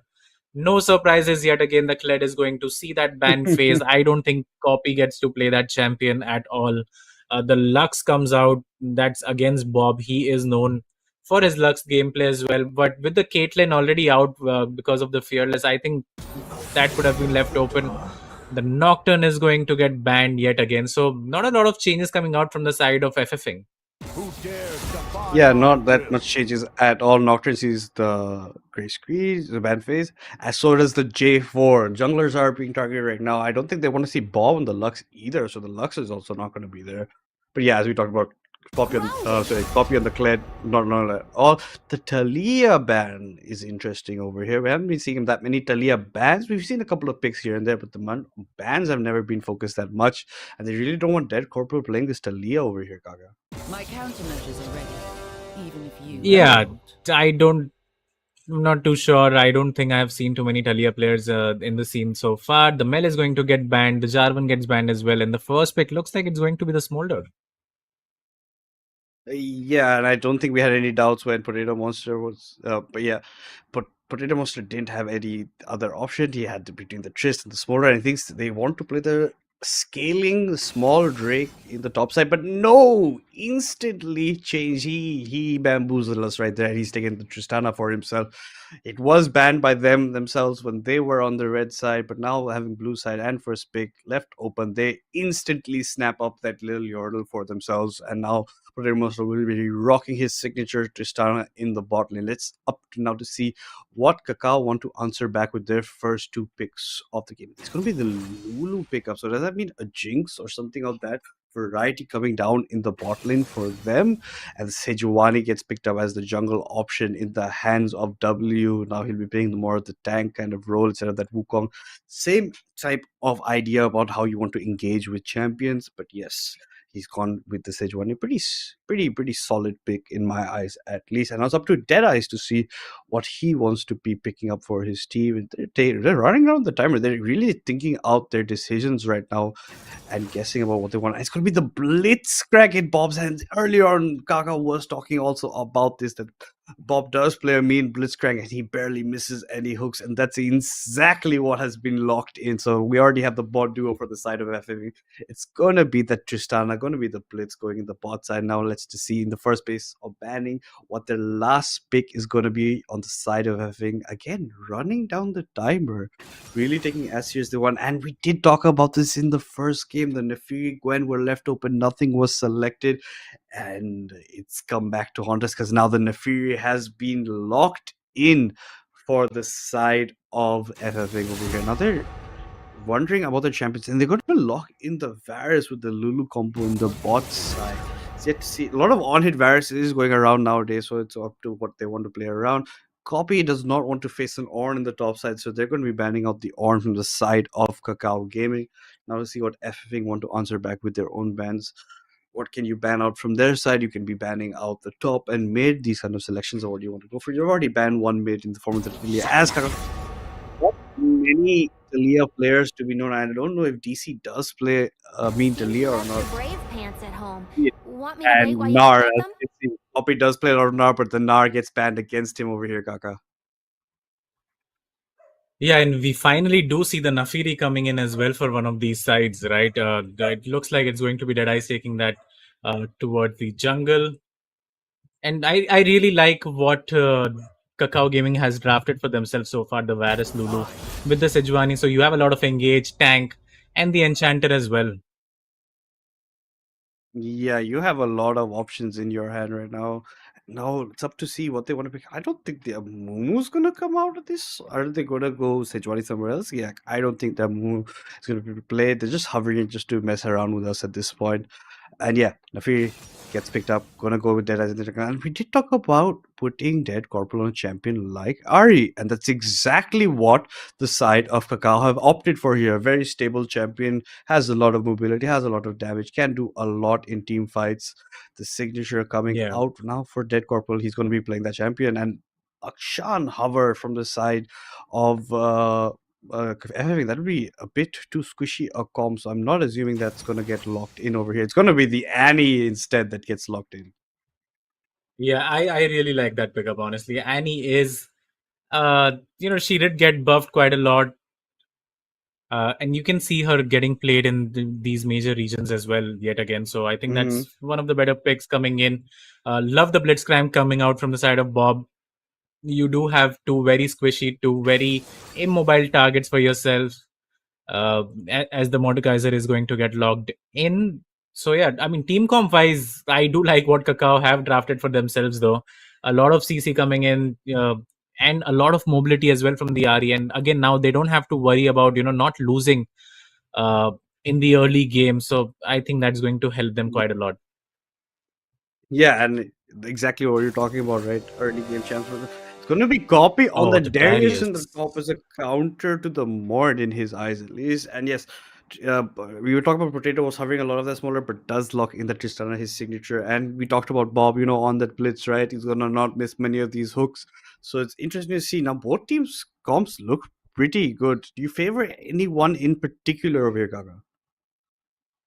I mean, as a team comp, I would have to side with Kakao Gaming. They do have quite a complete comp coming here, especially with the Sejuani, Lulu, Varus, right? And the Ari. So those four picks are just so stable. You see them getting played all the time elsewhere in the world as well. So those four picks are really good. But on the other side, a lot of comfort. Potato Monster, you can see that he plays a lot of Tristana if you go to his match history. Blitzcrank for Bob. turns out really well. Nafiri is quite broken, so why not pick her? And same with the Annie. So except for the top lane, I think this comp looks pretty good for the side of FFing as well, especially considering that they have picked up a lot of comfort champions for themselves. Yeah, and that's pretty comfort champions for themselves. The Darius is going to be a bit of the wild card in the top in Copy's hands on how he wants to play that out. Like I said, the other four very stable picks. You see it around the world at all times. The Varus can go the poke, can go on the on hit. Depends on how they want to play out their comp. I'm assuming they're going to go more on the on hit side over here, given they have the Lulu Yeah. backup with him as well. But yeah, there's something on that variety. But Potato now very comfortable on his Tristana and Bob on that blitz. It's going to be a bit tough for the Varus and Lulu if they get outpositioned a bit what they want to do over there. But yes, positioning is going to be a huge factor going into this game. Talk about a bit about the Mord and Darius matchup in the top side in your eyes, Kakao. I think that's just like FF at level 1 for the side of Mordekaiser, especially if Darius runs the Ghost as we expect he's going to. He's had enough of farming in game 1 copy. I think he just wants to get those solo kills rolling in and just take the game by the scruff of its neck on his own, and that's exactly what he's going to look to do on the Darius. It's a very good matchup for the Darius. Although Mordekaiser, if he can sustain and get those 2-3 items, can do something, but I think just the Darius is just going to mess the Mordekaiser up way too hard in the top lane. Yeah, and a very good last pick coming in from the side of Kakao in that Darius against him over there. Now we at least finally get to see the Nefiri over here. The Nefiri Gwen went unwatched in the first game, even though they were not banned. And now this time it's FFing who are saying, no, we're going to take one of these and we're going to take the Nefiri for ourselves over there. And Nefiri, if he gets accelerated, he's just going to be monstering and jumping on a lot of these people. So you have to watch out for this Nefiri as well, especially with the rework, how it has worked for him. And the amount of win rate he's getting right now in the game, right? Even after he's getting a bit, balanced out here and there, but it's still a huge amount to go for. Now DC on the RE, it's going to be phenomenal. He doesn't have to play a scaling champ anymore. Can go for those aggressive engages early on that he was trying to do with the Azir, but was failing a bit, given the Vlad pressure that was being put onto him. So yes, we can see DC maybe put on a bit of star performance for his team as well. Yeah, and Ari is a relatively easier champion as well to play. Compared to the Azir, and you after level 6 you're always so mobile that you don't really you're not scared of getting ganked. You can just use your ultimate and get out of these sticky situations. Of course, in the team fights you get a reset, you get another charge onto the ultimate. So Ari, I think it's a very strong pick, but it remains to be seen what build he goes for. I think people have again resorted to making Malignance and then other items. Although for a patch or two, it was the Rod of Ages into Liandry's build that had come in all the way from Korea. So let's see if he builds that or not. But yeah, Ari just a much safer champion, much more reliable champion compared to the Azir, provided you don't have a lot of experience playing Azir. Yeah, true. And yeah, Ari maybe reverts to the previous build given the nerfs to Rod of Ages that are currently going on. So maybe he goes on a different path of one. He wants to go around for that. And yes, as you said, much more simpler champion and a lot more mobility as well. You have much more dashes than Azir will have. You can go in and out of team fights, get the kill, pick up another extra dash for yourself, go around it how you want to go. Yeah. And now the Annie, as we talked about, Annie is now becoming much more staple in the region, especially after her buffs that she got, I think 2 patches ago for herself. So yes, something that you have to be looking out for as well, because as you said, pretty big champion in all regions. A lot of time also played as support, but now you're going to have it as the main bad bully in the mid lane, and landing in a big Tibbers ultimate in a fight with your 4 stacks can change the outcome entirely of how a fight goes out. Yeah, again, a very simple champion. If you talk about how hard it is to play, all you need to do is flash an R and get to the carry. And if you can get the Lulu and the carry, Varus or Ari together, I think that would be the icing on the cake for the side of that Annie. So let's see how AK-45, I believe, is going to pilot that champion. He did look really good on the Vlad in the previous game. Of course, it did not end in their favor, but he had a solid performance in game 1, and we expect more of the same in game 2 as we are going to head into the game of this semi-final number 2. Of course, if Kakao Gaming win this, they do book their place in the finals again, as stressed. And if FFing win, we are going to get a game 3. Oh, but look at where these teams are heading as 5-man. They're both heading towards the bot side Yeah, of the and map. sorry to cut you off right there, but I think the Mordekaiser forgot to buy his items. 30 seconds until minions spawn. Oh, yes, it does exactly seem to be that. Churn Ready does not seem to have any items in his pocket. And now they're walking into each other over here. Here comes the charm does land onto the blitz. A nice pull by the Darius. A lot of ease, but it looks like W might end up going down. But look who gets pulled. Copy gets pulled all the way to the backline, but gets out to safety. It's going to be the Mord falling down. And especially that's going to haunt him because he didn't have his items as well. Maybe a little bit of extra damage over there could have changed the outcome. But at the end of the day, it's the Mord who burns his flash. It's the Blitz who burns his Ignite and his flash. Copy burns both his summoners. Sam will end up burning his exhaust as well as W burning his flash, with Lulu burning her heal. A lot of summoners exchange with Churn Ready being the only casualty in that fight. So first blood going over to Kakao Gaming, and finally our Mord does have his items. Yeah, a lot of summoners burned from the side of Kakao Gaming. You can see Copy burned both his summoners. In the bot lane, 2 of the combat summoners used already. Charan Reddy, of course, does not have the flash, but I don't think he is under too much threat now since Copy does not have Host. And Bob using both of his summoner spells as well to get out of a very sticky situation. Copy going to get the better end of this trade right here. Never mind, actually, Charan Reddy does fine, is able to walk away with his passive going on. So that deals a lot of damage. Another Q comes in from the side of Charan Reddy. So he's doing quite well. Turns level 2. Is going to connect his pull as well. So a lot of chunk damage coming in from the side of Charan Reddy, but he has to be very careful. His wave is not the best right now. But again, Copy does not have his summoner spell, so maybe there's not an angle for a solo kill just yet. True. Also, Churnary does have his 2 health pots up that he can use to match up more HP for his own self. Copy already burnt his in the fight in the bot side, so he doesn't have it in his pocket. The pull does land yet again on Copy. Copy has to be more careful against getting pulled out against the Blitz. Crank hook narrowly misses against Love2, who had the correct idea to walk away towards the minion side over there. It looks like Churn Ready is walking up to Copy. Copy, he pulls him in yet again. He's going for extend exchange. The Q does land. The Mord passive does get popped. Copy is in a world of hurt here. One more auto, and yes, that is a very dead Darius in the top side. And that's Churn Ready getting a solo bolo for himself after that disastrous level 1 engage in the bot side. Yeah, I mean, it couldn't have started worse as we hold on to that thought. Love2 is going to get hooked here. Has to burn his flash, but Adam Monster goes in, but is not going to get the proc and reset on his jump. W is here. And that's a dead Bob. And they leave Bob to die over there. As soon as Potato Monster jumped in forward, he has forced to burn the flash on the way back. Maybe not keeping in mind that Sam would live through that.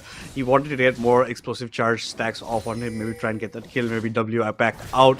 Pretty nice timing from the Sejuani. Had started top to bottom, as we did not talk about how the jungle rotations were going. But yes, Sejuani there in time.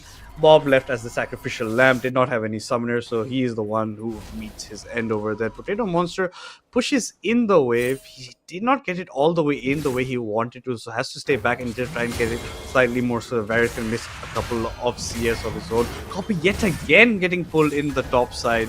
Now winning a bit more of the trace, has a Ruby Crystal when on his back, but the blasting one answered back by the more pull in from Copy. Get some hits off. The bleed effects will be going on. Churn Ready, you're not going to be end up winning the trade the way you thought. He might end up bleed might be dying. enough, but the shield comes in time to prevent the Mord from meeting his end there. Yeah, a very close trade coming out towards that top side of them. Charan Reddy, I think he should be fine. Has the flash coming up pretty soon. Is going to pick up the major part of this wave as well. And once he turns level 6, I think he's going to be feeling very nice as AK-45 loses the can. Beautiful charm coming in from the side of that Corporal right there.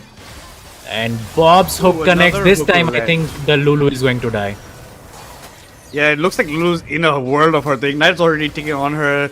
Deadeyes has to catch up, but he doesn't have the distance right now. It's going to be Never mind. Deadeyes dying instead. And Sam picking up the kill as well as the feats of warfare. Then the top side, look over here. That's going to be Mort falling down the bot side. The action hasn't stopped. Potato wants to come in as well. Uses the cleanse, but still ends up dying. A triple kill for the Varus in the bottom side of the map.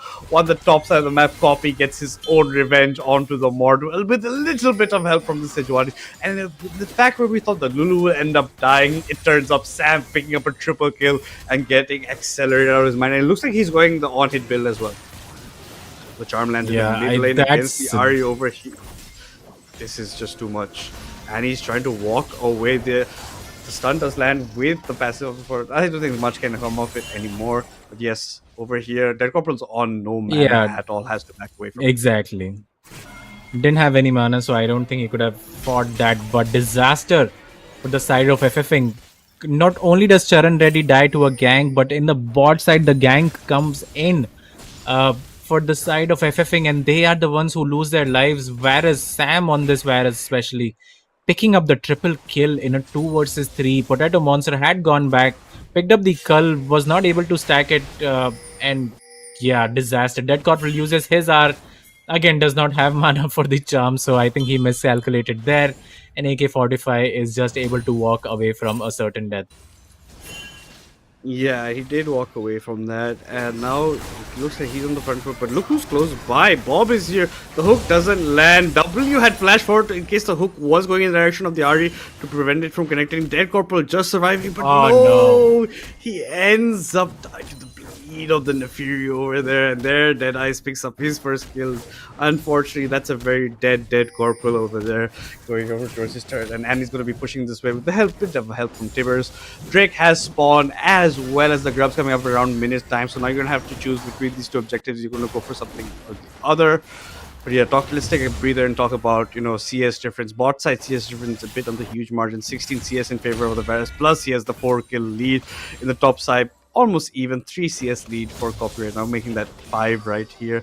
And bot side has to be wary about Bob's hooks, because Bob did manage the hook last time. It just didn't work out in their favor, but he has been landing a couple of these hooks very nicely. If his team had capitalized it properly, they might be the ones in the advantage on the Bob side instead. Yeah, for sure. But look at the goal lead already at 7 minutes, right? As Copy looks for the apprehend, is not going to do too much right here. The boot has come out. The null magic mantle as well for Copy to sustain in this lane. Bob chilling in that brush, but I don't think he can afford to take a fight. As you can see, Love 2 is already level 6. The Sejuani is in the vicinity as well, just in case something happens there. Bob is sort of under leveled though. He's only level 4 compared to the level 6 of the enemy bot lane. AK-45 gets a nice trade towards the mid side of the map. I think he has been doing pretty well in this isolated matchup. In both the games, actually, he's been doing very well against Dead Corporal so far. But yeah, nothing going. Sejuani is going to find herself towards that top side of the map. Might look for a gang towards the mid side. Annie does not have the flash, so this could be a kill if the Glacial Prison connects, and it's going to the charm comes in. 4-man gank. Meanwhile, towards the top side, Copy has to burn his Ghost and Flash to get out of that situation. But that's certainly going to be the grubs. Actually, never mind. There might be some sort of contest here. It looks like they do want to contest this out. Deadeyes is close by if he wants to prevent it. Only the Lulu and the Sejuani here. Ahri is now going to start walking up maybe after pushing this wave. Deadeyes is here first. One grub already picked up by the side of Kakao, and it looks like FFing don't want to contest it at all. They know they don't have the mid advantage right now, given how the wave state is. The Annie can't walk up, so instead it goes like that. But Potato Monster has a level up on Sam right now, even after the disastrous start they had it in the bot side. That does speak a bit about how the XP flow has been going on around bot side over there. Grubs, not all of the grubs have been picked up. Only 2 out of the 3 picked up, that give them the advantage that they do require in terms of grub spawning when they hit turrets, getting that added bonus. Drake's up. It is a Chemtech Drake right now, so that won't be the soul later on at all. But as you said, let's get back to AK-45. He has been doing a phenomenal job against DC. First game, winning out pretty well here, pretty much holding his own up in CS numbers as well, even dying once. the back end of it when he was dive, 4-man dive pretty much over there near his turret. But yes, doing pretty well. Copy and Morga are exchanging a lot of blows right now, and now it's more chance to be the one up in terms of CS. Yeah, 100%. And the top lane matchup looks to have stabilized for the side of Copy, as he looks to go in for the trade, but does not have the Ghost and Flash yet again. So he has been pretty unlucky when it has come down to these sort of trades. As it looks like Rylai's Crystal Scepter will be the first item coming in for the side of Mordecai, so he's hoping to complete that soon. The Tibbers comes down onto Dead Corporals, who's not going to take a lot of damage. So he's going to be fine. The Malignance has been completed for the RE, so he's never going to be in trouble as long as his ultimate is up. The Blade of the Rune King already completed for the side of Sam on that Varus, so he is looking really strong, as well as Mordekaiser gets zoned from the wave. So that now we can finally see what this matchup looks like in the top side of the map. Even though the Mordekaiser is one level up, he can't really step up too far up and not pay for it. And there you go, the Apprehend comes in. Again, a small trade, and Copy is going to look to go back. Yeah, and the thing is, if Copy had his summoners, he could have maybe even gone for a kill in one of these exchanges, but fortunately because of the gank early on, he couldn't. But to hold that thought, Mort's come, he pulls in Copy over here. Copy, he does use the Q to get some HP. The flash forward by the Mordekaiser, he does end up getting the last auto, and another solo kill yet again when Copy does not have his summoners up by the Mort. Oh, nice flash by the Annie to dodge the ultimate from the stage 1, and the charm also does land, but it's not enough damage. But finally, Dead Corporate does pick up the kill, gets the added dash to get away, but it looks like Deadice is going to pick up the kill, maybe even pick up a double onto W over here. W has to be dodging, bobbing and weaving here and there, and he does get out with his life. So a trade kill for both mid laners getting put into the gray screen over there. But yeah, talking about the top side, Mort, even though on the back foot, is seizing his opportunities to get 2 solo kills to his name.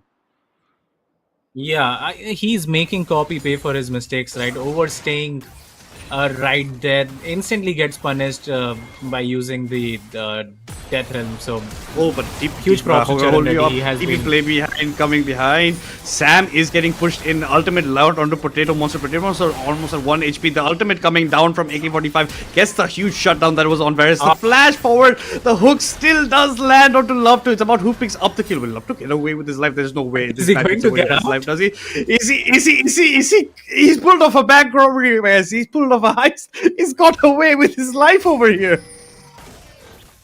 Wow, that hook sort of saved his life because he was going to run into the Nafiri right there, but a beautiful TP comes out from the side of AK-45.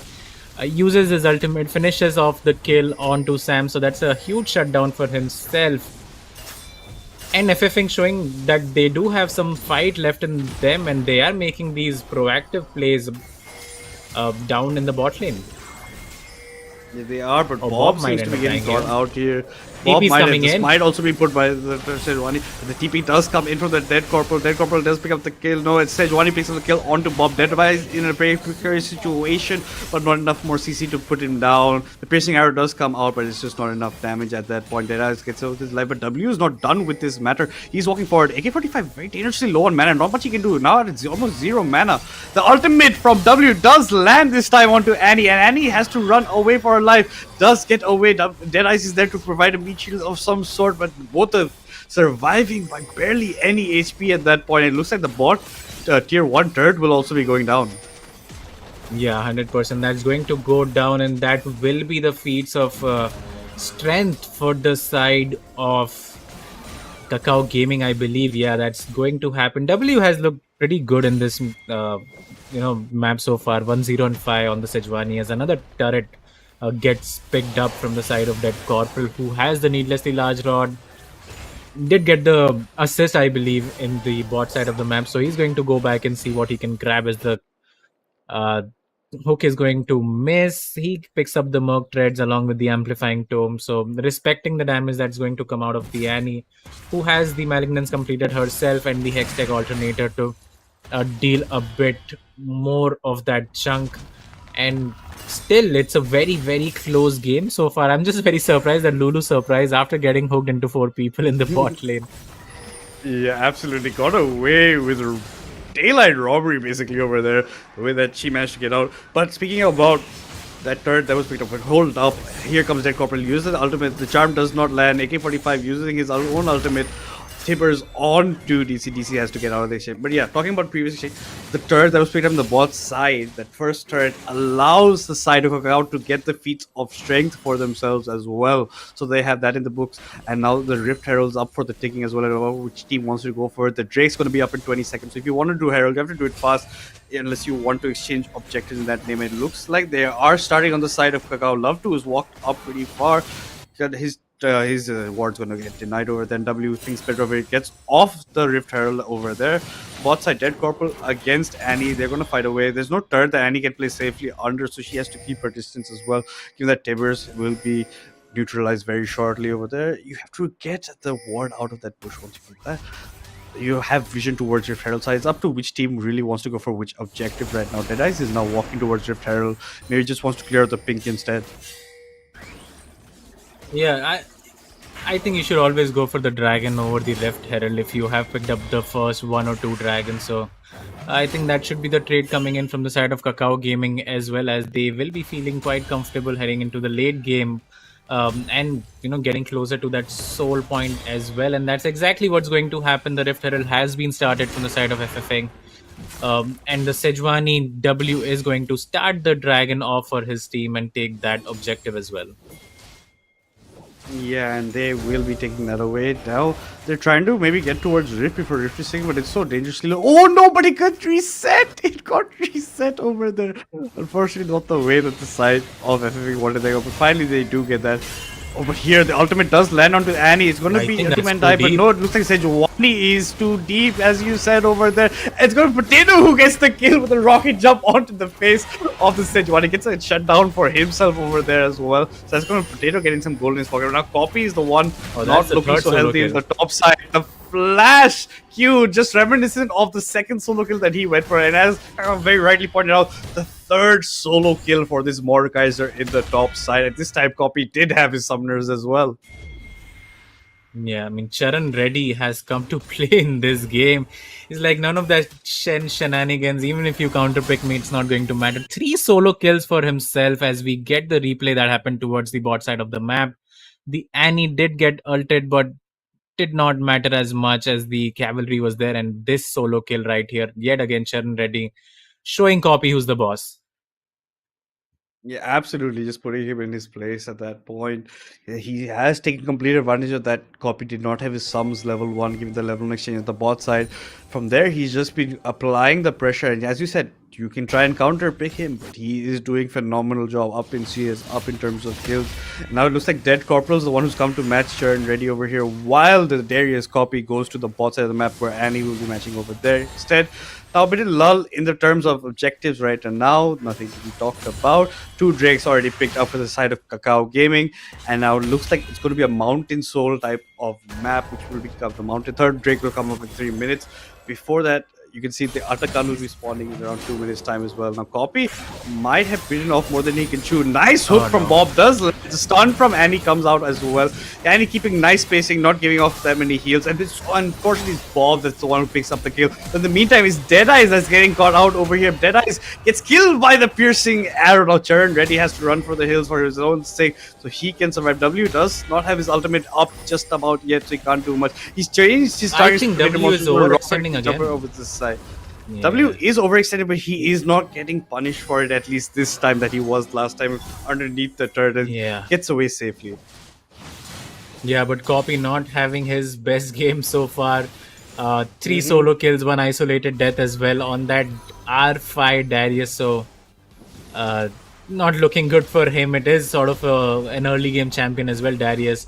And you're just going to get outscaled massively, as you can already see. 2 items picked up for the side of Charan Reddy. He is going to look to make that Rift Maker as soon as he can, and in the sideline, he's just going to be a monster. He can just kill anyone, even the Ari, who has now picked up the Shadow Flame for herself. So the second items have started to come, and the Annie, however, has the Storm Surge and the Blasting Wand. So I believe he's going to look to make the void stuff as soon as he can and just be that menace of a champion in the team fights.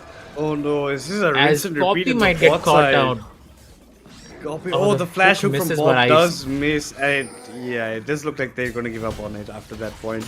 Copy does get out. It did look a bit like a rinse and repeat for a second. Dead Corporal does get pulled in. Does land the charm onto Mord in the top side. But yeah, talking about that, this is how it's going out. Mord is going to be humongous in coming team fights where he takes people away to Brazil in his ultimate. He's going to be doing a lot of damage.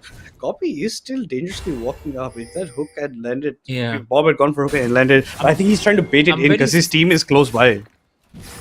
Yeah, but I'm very surprised AK-45 chose not to flash engage Chase onto him. copyright. That was a certain kill there, especially with Bob having his hook and knockup available for himself. But again, AK-45 thinks the better of it and chooses to, save his flash for a bigger team fight. I really don't mind that, as well as Charan Reddy is going to pick up this top turret, as DC had to move or hover towards the bot side of the map as he does not have the TP available for himself. Sharon just going to pick up this wave, and he's a very happy camper so far in this game. Yeah, and he is doing a phenomenal job given that he was counter pick. Copy just wants to keep on sticking to this wave in the bot side. Oh my god, what an annual! There was a love to over there a second ago, and that Lulu is no more. That was not even sorry, that was just the amount of splash damage that was coming out from the Annie at that point. Yeah, and that's a blink and you'll miss neutralized it. support. Blink and you'll miss it, exactly. Very appropriate words for that scenario right there. W gets pulled in further. Chernardy is going heavy. He takes the Mord ult has been channeled onto Sejuani. There is a turret over there, so there's not much the Mord can do to chase. He still walks up, takes one turret shot. The TP getting channeled in from the Ari from the top side of the map. And now he's walking over here. The Drake is up right now. Look at this. The members of Dead Corporal has to be careful. Dead Corporal has to flash forward there. The stun does land. The hook does come in as well. That's a very dead DC. He had just TP to the bot side of the map. And now it looks like Atakan is going to be picked up for the side of FFing over here. He had no business whatsoever, getting close to that brush right there, but decides to do so anyway. Beautiful flash. Now we know why AK-45 saved his flash for that occasion right there, as Copy is going to get a beautiful hook in, but Potato Monster using his ultimate to throw the Darius away. Charan Reddy might end up paying for it with his life, and they will lose the dragon. They did pick up the Atakan, however, and I think it's a very equal trade, honestly. Yeah, that's the third trade. That's the sole point. It's a very 100%. Very precarious situation. Very precarious situation to be in right now. And yes, Potatoes are made Cherd Ready pay for his sins. And yes, they do pick up a kill onto the Mordekaiser as well as their third Drake. They are now currently on Mountain Soul Point for themselves. It's about how they want to move around. But just taking a look at the numbers, the Varus is 6-1-2, up a bunch of CS on his counterpart, around 40 CS in his own bag for that sake. And yeah, he's enjoying. Bob has been landing his hooks, has been doing a lot, and as you said, Annie saved that flash maybe for just that scenario. Recourse goes by, the charm narrowly misses onto AK-45. That could have maybe been a kill, but instead Dead Corporal is being jumped on by Dead Eyes over here. Bob is close by, so is the Annie. Annie's probably looking to launch his timbers in a situation, but Bob is being left alone, has to burn his own McHale's to get out of the situation. Annie with the ultimate onto Dead Corporal. DC is very low on HP, will be falling down anyway. That's a reset for Vijayshana, has the W as well. Does come forward, and it does look like now they're going to sacrifice W at the end of that fight. That's 2 kills for nothing in the favor of FFing.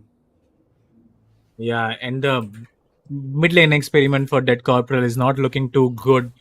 Based on this game and the previous one as well, honestly, just stepping up too far out too many times, and then he gets caught once again. Yeah, it's just not looking as pretty for DC as we hoped it would.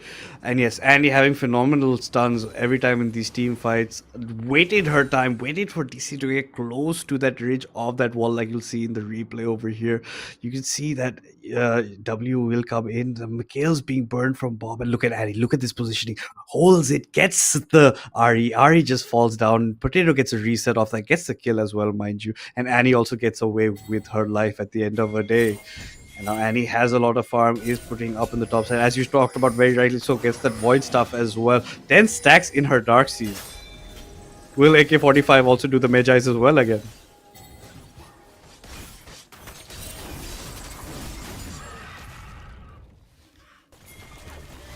Yeah. That is a thing to be. Last time we think it was a bit of a crucial mistake that AK-45 did, make the Magi's. Kakao, do you think that AK-45 will go for Magi's again this time? I really hope that he does not do that. Maybe just go for a death cap or Zonias or something else. It's just such a big investment, and if it doesn't check out or cash out, that's just a waste of 1300 to 1600 gold. I like that item when you're very far ahead, but this is still a very close game. As you can see, only a 3000 gold difference, and I have to give props to FFing. I think we counted them out before the series had even begun, but they are looking like such a solid team so far in this series. Yeah, and they're putting up a great fight. Even last game, dominated early, dominated middle. It's just the game get to the late stage of the part. It's just not what they wanted. But here, full domination coming on. Churn ready, being the man with the cape, especially if the backup of AK-45, these crucial stunts in these team fights. And to balance that out, Copy not having the best of games. DC getting caught out a couple of times. The Sejuani ults not always landing. When it does land, sometimes the kill's bugged up and W sometimes overextends. So it's just not what you want out of a team like Kakao Gaming. Yeah, but Sam has been spectacular so far in this match, right? Him and Love2 have shown that they can be relied upon to carry the game as the hook goes barely wide. The charm is going to miss as well as the Spirit Rush is used. W is going to flash and use it. Oh my god, that Annie ultimate was spectacular, and I think that's the end of the team fight.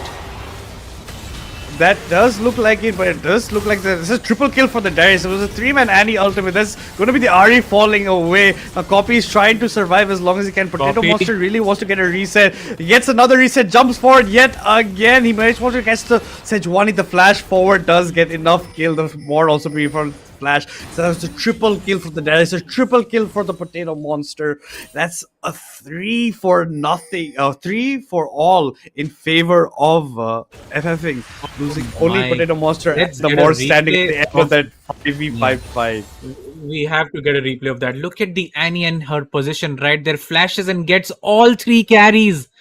And the Lulu as well right there. My god, talk about a high value ultimate. That was enough to seal the team fight, or it could have ended very badly for the side of FFing. As you see, Copy still doing a lot of work, but gets ulted by Charan Reddy, is not able to get the resets off afterwards. But oh my god, AK-45 on that Annie with that ultimate just changed the game for the side of FFing.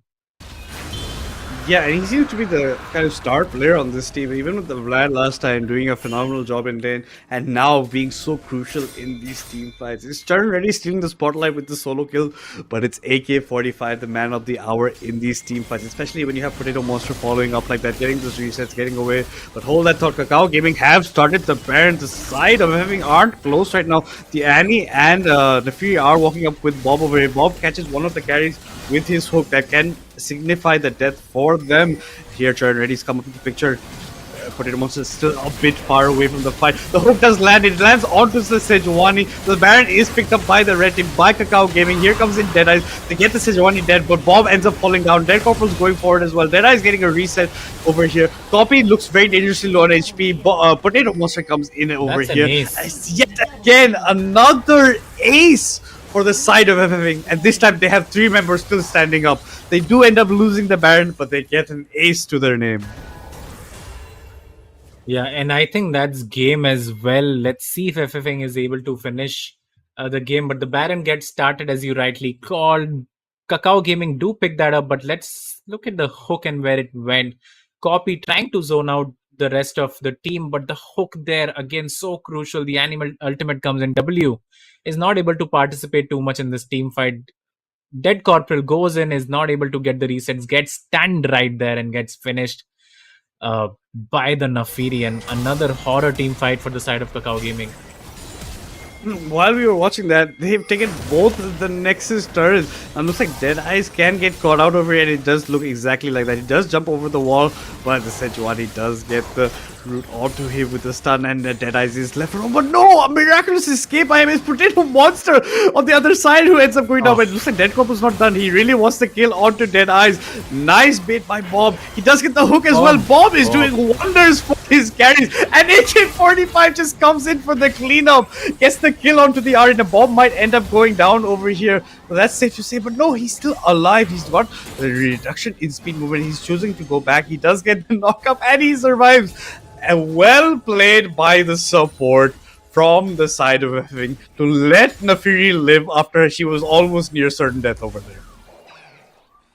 Yeah, 100%.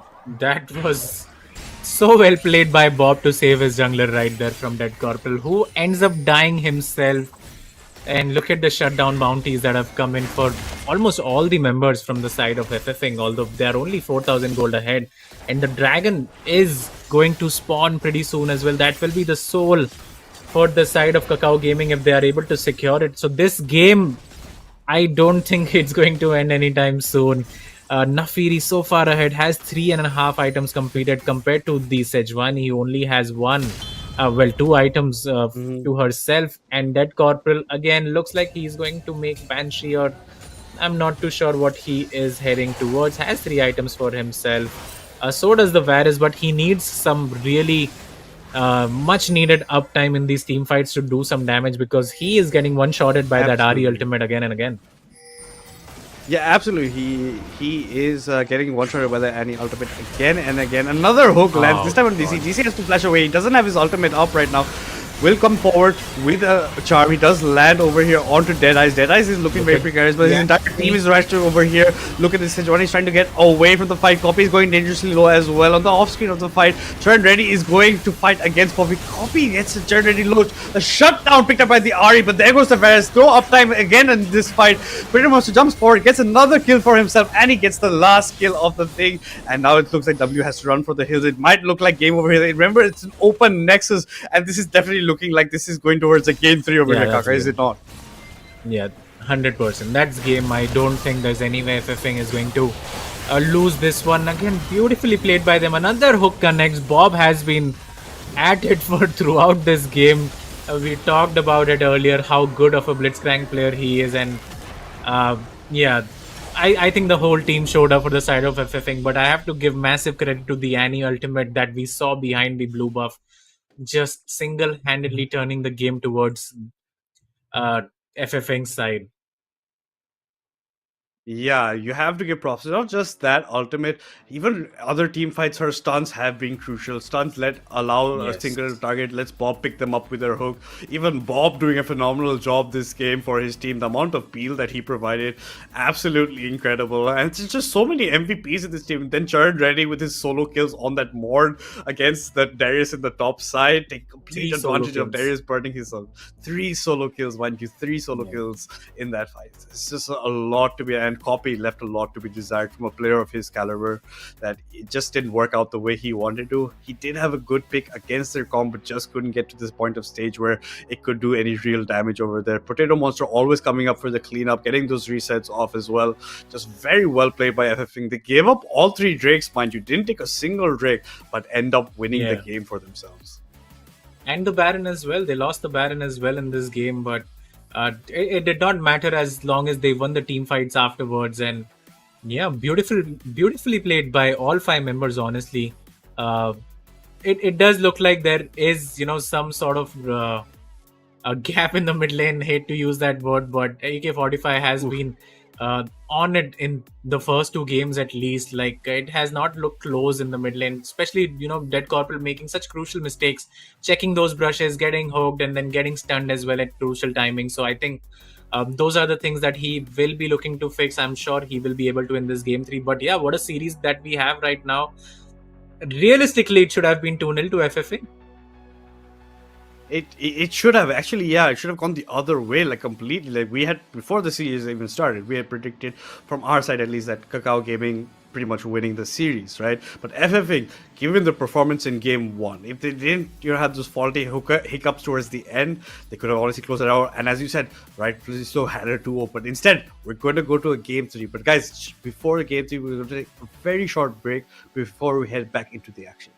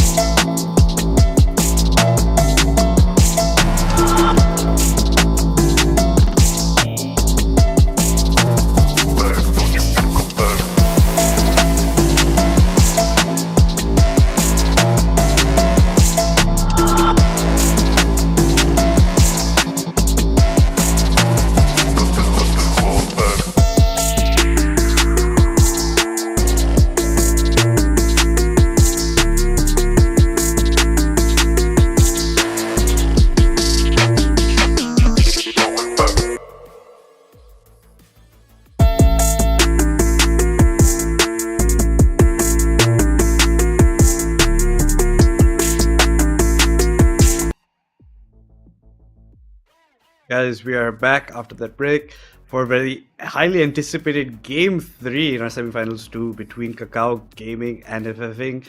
Kakao Gaming did win Game 1, but FFing dominating in Game 2, even though not taking any jungle objectives in that per se, but they got the win, they got the dub, 28 kills to 18 kills over here, Kaka. Yeah, and I mean, FFing just played so well in this game. The team fights were very well manipulated from their side.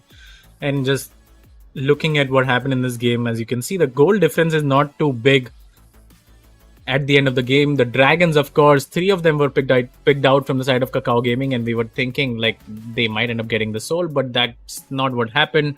1 Baron to Kakao, 2 Grubs to Kakao, 3 Dragons to Kakao, but at the end of the day, they end up losing the game to FFing, who just felt like more comfortable picks on their side, and just AK-45 coming in so clutch on that inning. Yeah, he did come in clutch, and there was that Kakao Gaming's DC not doing that well on the RE, Copy not doing that well on the Darius. But hey, that's all about Game 2. Now it's all about the important Game 3 that's going to come up between these two teams, about how they want to face off earlier on, about how they want to continue here. And remember, guys, this is semifinals 2. This is for a spot against Asterix in the finals tomorrow. So it's all to play for between these two teams, and this is looking like a very, very exciting matchup already. And I can't wait for Game 3 draft or even the game to begin. Yeah, 100%. And, you know, Asterisk will be happy to watch this game, especially if it goes to Game 3 that like it has. And we are going to jump directly into the champ select, wasting no time here. Ked and Lux, again, same bans. Let's see if the Nocturne will follow suit for the side of FFing. And let's see if there are any changes made for the side of Kakao right here, as the Smolder is going to get banned. So pinching the champ pool of Potato Monster. We did talk about it early on. The Caitlyn, Smolder, Tristana. His next best champion should be Kaisa right now. So let's see if that gets picked up first or gets banned. Yeah, interestingly, yeah, Kaiser would probably be his next one. Now they stick to the bans of the Lux and the Claire that they went for in Game 2 as well. The Smolder good addition right now, because you're, as you said, pinching the pool of Potato Monster, and that's the important part of Fearless Draft. You have to dig deep into your champion pools about what you can play. The Brom also will not be seeing this game at least. And again, the Dahlia ban coming out is a bit suspicious. Dead Corporal did play the Rise before, so they don't want the Rise. I really would have liked to see the Yone ban come in, though, from the side of FFing, as the Jarvan is going to get logged in first. Now, this gives the opportunity to the side of FFing to pick the Nocturne that was left open, and I think that's exactly what they're going to do. Followed up with some sort of flex pick. Maybe the support comes in. Something like the Poppy as well wouldn't be too bad. So let's see what they decide to pick. But the Nocturne looks like it's going to get logged in pretty soon. Yeah, and I think they're just taking their time so they can just decide which other champions they want to go moving forward. Now that they've seen the Jarvan already picked up for W in the jungle, usually we see W in the Nocturne, but now hitting the Jarvan, opponent team will be picking up the Nocturne for themselves about how they want to move around that. And we also want to see if it's not the Kaiser, what will Potato Monster be picking up as the ADC for himself? They're really taking down the timer all the way, just thinking about what champion they want to pick up over here. We're gonna pretty much pick at the last second. It's gonna be the Corki over here. I don't think I've seen Potato play the Corki. It can still be for the mid role. We have seen Corki still being played, very pretty viable in the mid, but it's still left open. It can be considered like a flex pick as well. Yeah, we spoke about it. Some sort of a flex pick would be nice. It looks like the Corki is going to be that. Could go down to the bottom lane, could very well go to the mid lane as well. The Kaisa is going to come in for Sam. And this should be a Nautilus pickup as well, since the Brom is banned as well and does really well with the Kaisa altogether. So I don't think Nautilus is a bad pick over here, even if you pick it blind. Yeah, it does seem like a pretty viable option. Even blind Nautilus here is pretty good. Then you have a really good engage in your side with the Nautilus Jarvan coming in. Guys, they can easily follow up from far. It's going to be the Thresh instead, picked up by Love 2. It's going to be in Love 2's hands over here. And we get to see what the last pick of the first phase of banning will be for the side of FFing. What do they think they can come over here? Are they going to reveal that Yeah. this was flex pick, or what do they want to lock in? Yeah, I don't like the Thresh pickup right there. That gives the opportunity to the side of Bob to counter it with the Nautilus. It's a good matchup into the That's what Thresh, and yeah, that's exactly what he does. Now they really have a strong bot lane right there. Corki and Nautilus, so much damage, so much CC. The poor Kaisa will not get to play the game if she gets caught by this anchor man down in the bot lane as we jump into the second phase of the banning uh, phase right here. And let's see if there are more top lane bans. So the Nard is going to get banned again. Expect the Jax ban to come in right about now. So they don't want Copy to get comfortable with these sort of champions. Uh, there you go. Mhm. Copy, of course, did not have the best game on the Darius. Uh, but he still has the Ambessa left in his tank and a few other champions as well. So just not yet running out of steam. And last time we did see that their side had banned the Ornn, so let's see if they want to go for something like that or they want to focus somewhere else.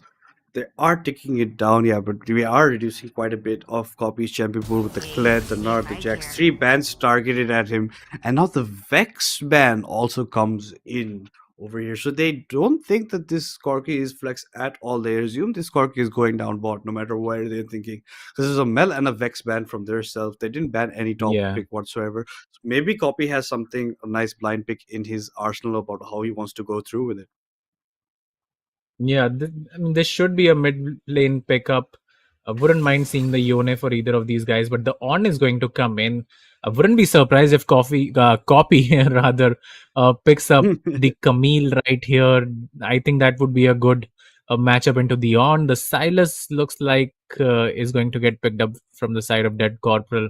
Has some good ultimates, but I don't like this pickup too much since the enemy has 3 melee champions. So you do have to go in, and that makes you susceptible to a lot of CC and a lot of uh, targets there. So, but that's going to get locked in nevertheless.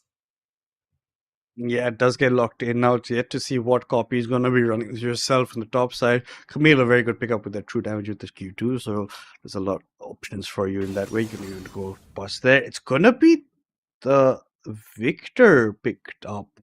So I'm Yeah, assuming so, I Victor know it mid looks like and the Silas Silas. is top.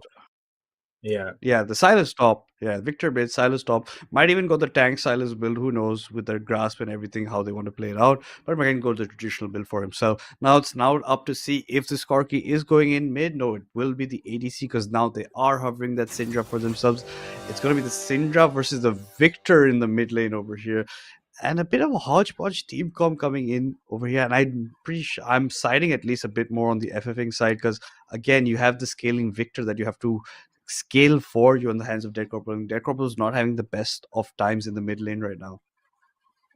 Yeah, I mean, we can't tell just yet who's going where since you do see Copy on the Jarvan, W on the Victor, and Dead Corporal on the Silas. So the bot lane stays, remains the same while everyone else is swapping roles and champions right here. So we'll have to see once we get into the game. But for now, FFing, they have a really, really solid draft for themselves. A lot of CC, a lot of damage. Of course, Nocturne can turn the lights off as well.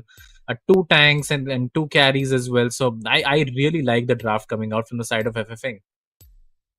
Yeah, it does look like a very solid combo. You have such a solid front line also for your Syndra, for your Corki.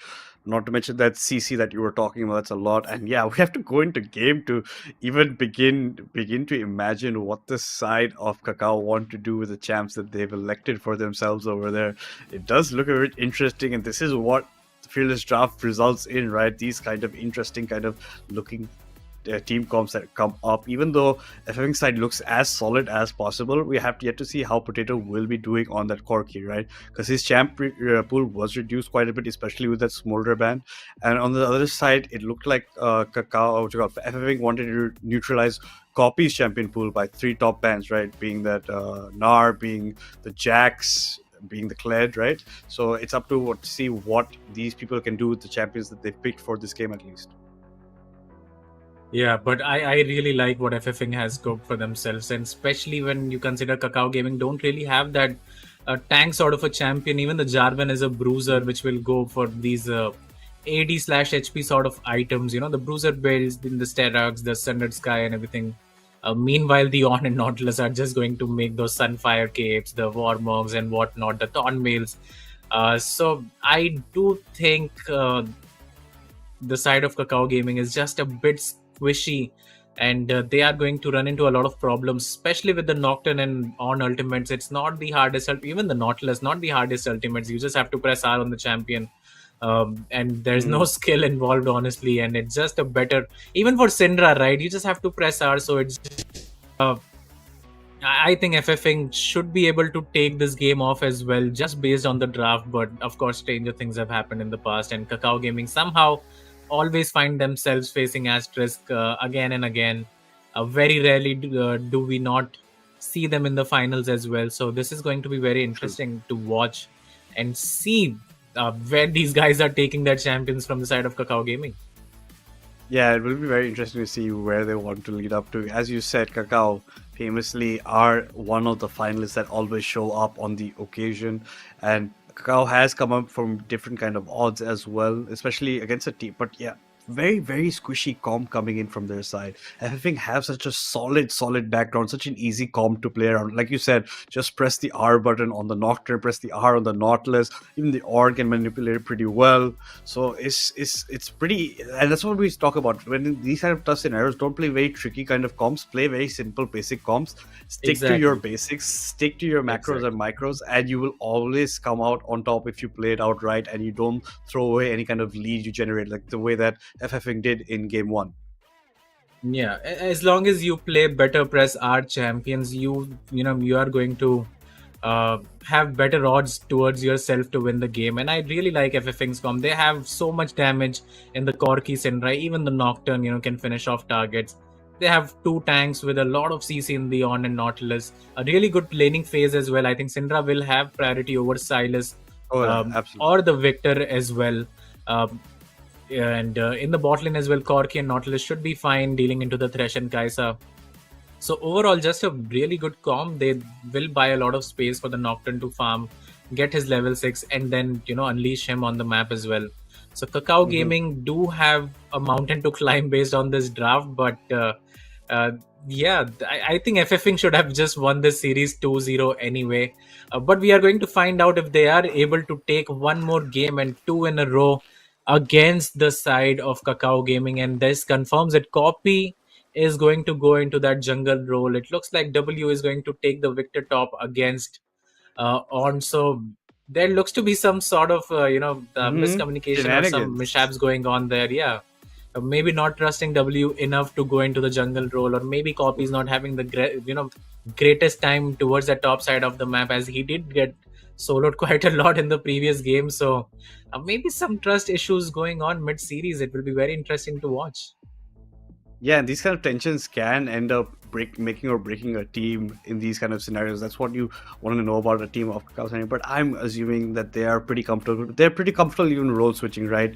Over here, these players can play a bunch of different roles out of this side, but it's yet to begin. We're gonna head into Game 3 of this best of 3 series in the Grand Semi-Finals 2 between Kakao Gaming and FFing, and it's about seeing if Kakao Gaming will repeat history or will FFing break that streak and lock in their own spot against Asterix in the finals tomorrow. And yes, it does look like Copy will be that jungle, as you did say. Dead Corporal is going towards more mid. And again, the side of FFing are bunching up towards the bot side of the map. So is Kakao. It's only the Ornn that's been left to his own devices a bit towards the Raptors of the red side. And they're looking for maybe an invade of some sort. Last time, this did not work out in their favor when they did do a 5v5, but that did end up with the Darius losing his sums in that first game. That led to the Mort taking advantage of that and, etc., continue on that path. But yes, it doesn't look like they're going to meet this time because neither team is walking out of their own jungle format, and that's how it rests until the minions spawn. Yeah, and just to touch up more on the Victor pick in the top side of the map, I'm not too sure what it's going to achieve once the Nocturne hits that level 6. Of course, Ornn will be level 6 by then, and just such an immobile champion to play towards the top side of the map, and I think it's just going to be very hard for the side of Victor to play out this game. Yeah, it would look like it's going to be a bit tough in their side of how they're going to be in that game. And yeah, we're going to go back very shortly into the game. But yeah, we could see how it is looking around at that point. Now Copy, yes, as you said, jungle format. He did, I think, play jungle for them in one of the last few tournaments that they did play in. So he's pretty well versed in playing that role. Usually top and jungle, people can interchange between themselves if they know the right scenarios, even the mid laners with the junglers. But I'm not a big fan of these guys changing roles so many times. We've already spoken about that Corporal. He is one of the best top laners that we have in the scene, but he keeps on playing different roles and just does not stick to one and make the role his own. And exactly same is happening to Copy as well. Now this will be his third role that he has changed. He has played mid before. He has played top in the last 2 games, and now he's going into the jungle role. So either you don't trust your teammates. ADC. So either you don't trust your teammates enough to carry the game on their specific role, or you just think you're better at that role, and then that creates a lot of confusion and can affect the confidence as well. So I'm not a big fan of these role swaps that are coming in. Even if it's a fearless draft, the lane mechanics remain the same. It's only the champion that you're changing. So instead they should be working on that champion pools. Yeah, and it's not like they changed the roles before the entire series. They're changing it mid-series, right? That's the main problem that we're facing over here, that you're changing it mid-series. That does, as you said, affects confidences of players here and there about if I'm, viable enough for the position that I'm playing in right now. It does attack a lot of egos here and there, and that can cause some rifts in tension between these two, between the teammates, and can lose to miscommunications when you're going in for certain team fights or whatever.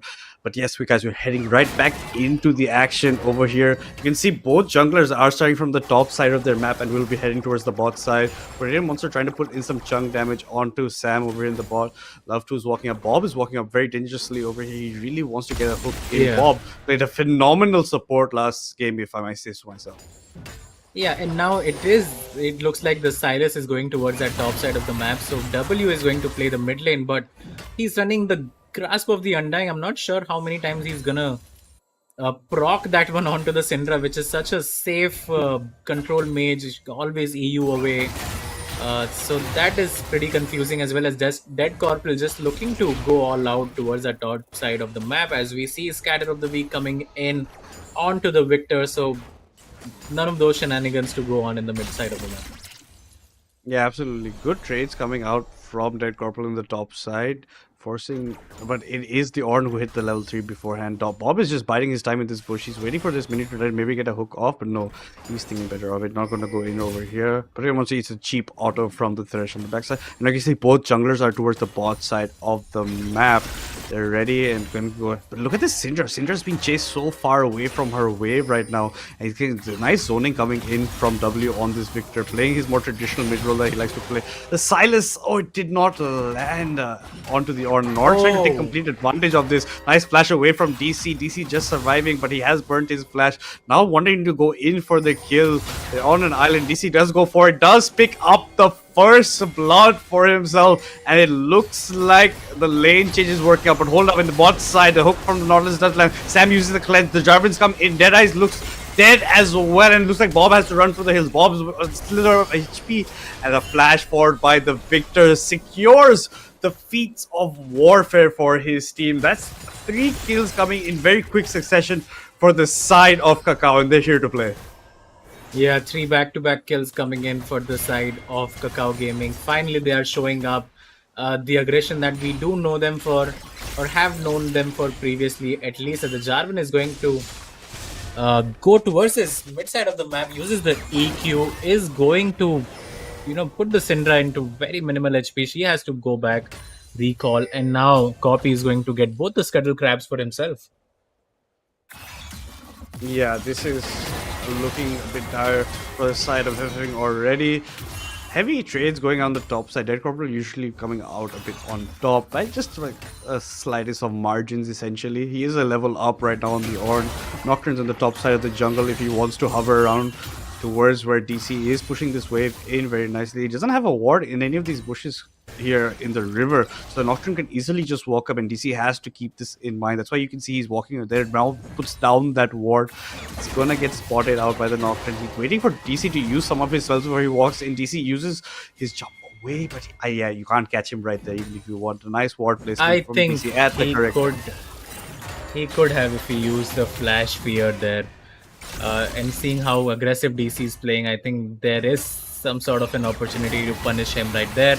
Again, he goes in, and Charan Reddy just needs to complete his Bramble West as soon as he can to deny all the healing coming in from the Kingslayer onto the side of Dead Corporal. Yeah, absolutely. That's probably what he is working for, but pretty rough start to the game for FFing right here. Completely opposite of the other 2 games that we have been seeing from this side. You can see Sam and Love2 are pushing this wave in. Omega, huge wave coming in to the side of Potato Monster over there. The all stolen by DC, already channeled over here. He does land it, does land the chase, does get the kill, but will get traded out essentially over there. But it is an execute because the Ornn did not land any single damage. So well played by DC over there, and a good wave positioning for him. But look at this, AK-45 is walking forward. One last auto after the ultimate secures the Syndra, the solo bolo onto W over there. So it does seem like AK-45 loves getting these solo kills in the mid lane and has been doing a phenomenal job across all 3 games. And Kakao Gaming do end up picking up the Drake. Nautilus is coming for the hook, does land to Copy, but I think that's all she wrote for that matter over there. Yeah, I mean, amongst the 3 mid laners in this series, I think AK-45 has been the best so far, getting those solo kills. Dead Corporal, though, again, he's just showing you why he should be playing that top lane anyway. He's just so good at that role. 2 solo kills already onto Charan. Gets executed, so that was phenomenally played for from the side of Dead Corporal right there as well. And he's just playing very well in this matchup. Now goes towards that mid side of the map after the Victor had gotten solo killed. So now he is quite fed, and he should be able to sustain quite well against the Syndra.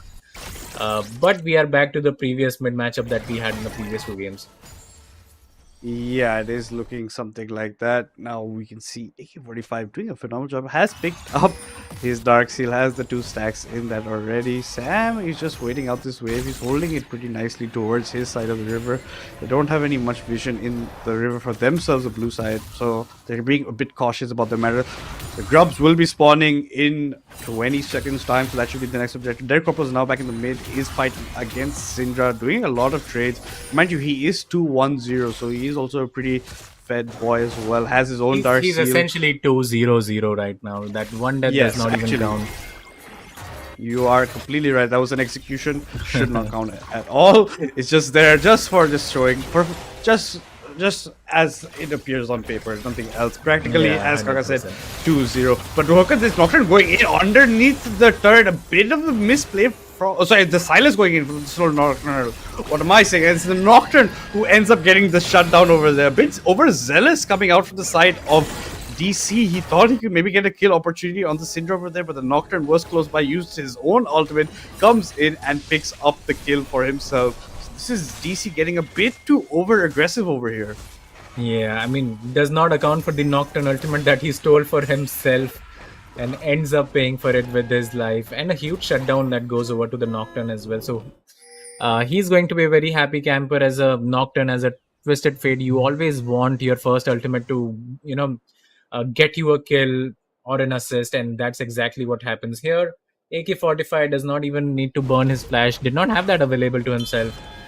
Is able to scatter the weak, the Silas away from the turret and from herself, and yeah, that's just going to be a kill. And as you said, very over aggressive from DC, but that's what he's known for, right? We've seen him do that multiple times before, not really respecting the enemy champion, and sometimes he has to pay for it.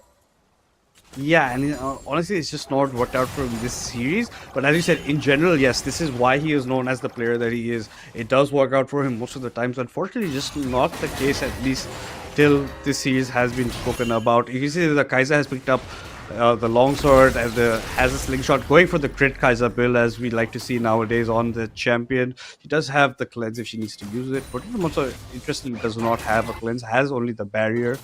Case something of that. Bob is walking forward. The hook does not land on either of the two targets that was presented in front of him. Victor, in the meantime, in the mid lane, is pushing this wave in as the switch has happened. And it looks like they want to switch back. Maybe no, just keeping into their lane. Victor's just going to put down a ward across the riverside, across that wall over there. Nocturne in the top side, going to pick up his Krugs, and that's all that he has to pick up over there. In terms of jungle camps, Jarvan in a pretty good lead against the Nocturne, if I may say so myself. But in the bot side, it looks like action is about to pop off. Poppy is waiting over here. The hook does not land from the Thresh. It's up to see if Bob walks up and tries his own hook. He is going exactly for that, thinking a bit better of it. They did not. He did. Poppy was not in vision, so maybe just the awareness from Potato Monster and Bob right now.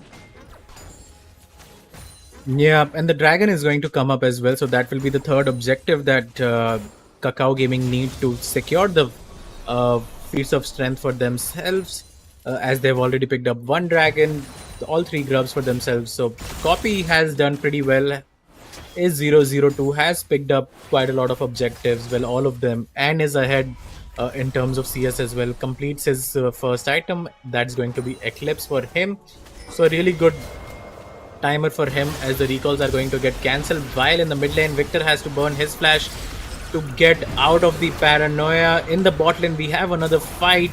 Potato Monster going to Valkyrie away, and that might be it for Love 2, as Potato Monster flashes in to finish the kill, but is not able to. Sam uses his W flash, kills the Corki, and this will be a 2-0 for the side of Kakao Gaming, and they have done so well towards this bot side of the map in the 2v2.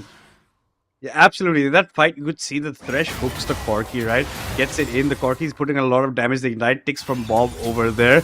As soon as the Corki flashes forward for his Q, instant flash away by Love 2. Sam goes in with his ultimate, picks up both the kills, and very well played from the bot side of Kakao Gaming. Now they are looking like their true selves and how we like to see this team play around. And maybe this role switch is working wonders for them, at least how it's playing out for now. Yeah, it looks like it is, and I would just like to see what Corki is trying to build. I don't think I have seen too many Bloodthirsters first item coming out on that champion. That's a bit of the new build. It's the Bloodthirster into the Essence Reaper. It's what I've seen a lot of ADCs been building nowadays in like any it's region. Really good on not... it's really good on MF, but on Corki I'm not too sure. Maybe the old Triforce into Manamune would be better for him, but let's see how that plays out. But for now, Syndra is going to get hooked. AK-45 does not have the flash available, so he's in trouble, but he gets out as Bob is there on his Nautilus to protect his mid laner. The items have started to come in, as you can already see. 3-0 and 1 on the Kaisa. The Yuntal completed, is looking to make that Gwynsu's Rage Blade. as soon as he can. The Rod of Ages has come out for the Silas. Victor looking to do the same, but is quite far away Oh, from it, here honestly. comes Poppy. He uses the catapult onto Bob. Bob, no many places to run. Bob instantly goes down. Love 2 is the one who ends up picking the kill. Now it looks like Deadice has run away. The ultimate for the Thresh does not land. Deadice is running for his life, running for the hills, gets away over there. But yes, Copy with the cataclysm does get in, does secure a kill from Zidane, albeit onto Love 2. And we talked about the Ornn getting the Bramble burst earlier for the trades up top, and he hasn't got that. But look at this, Ornn walks forward, gets with the flag and drag, Lantern Churn ready, but the Nocturne ultimate is enough to dissuade the team of Kakao Gaming from going forward onto that Ornn. Oh, but no, the Yeah, flash the forward flash onto Deadice. The comes- spell shield comes in, but it's just not enough. And now, yet again, it's a rinse and repeat. Bob comes in yet again, and look who is the one who picks up the kill onto the big bad Sailor Man. Yeah, and this was the Kakao Gaming that we were expecting to see earlier. Exactly. But looks like finally they have showed up.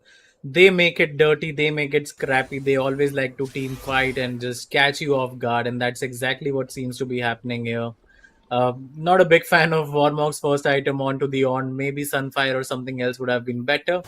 But having said that, I don't think that would have mattered too much with how Kakao Gaming have played so far in this game, and especially the bot lane 403 and 204 are doing so well in isolation as well. As we look at the replay, this was quite an extended fight.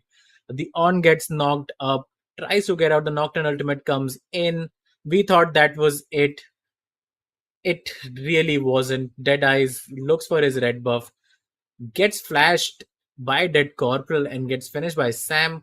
Again, the fight continues. J4's here as well, finishes off Bob with the flag and drag. Love to secures that one for his team.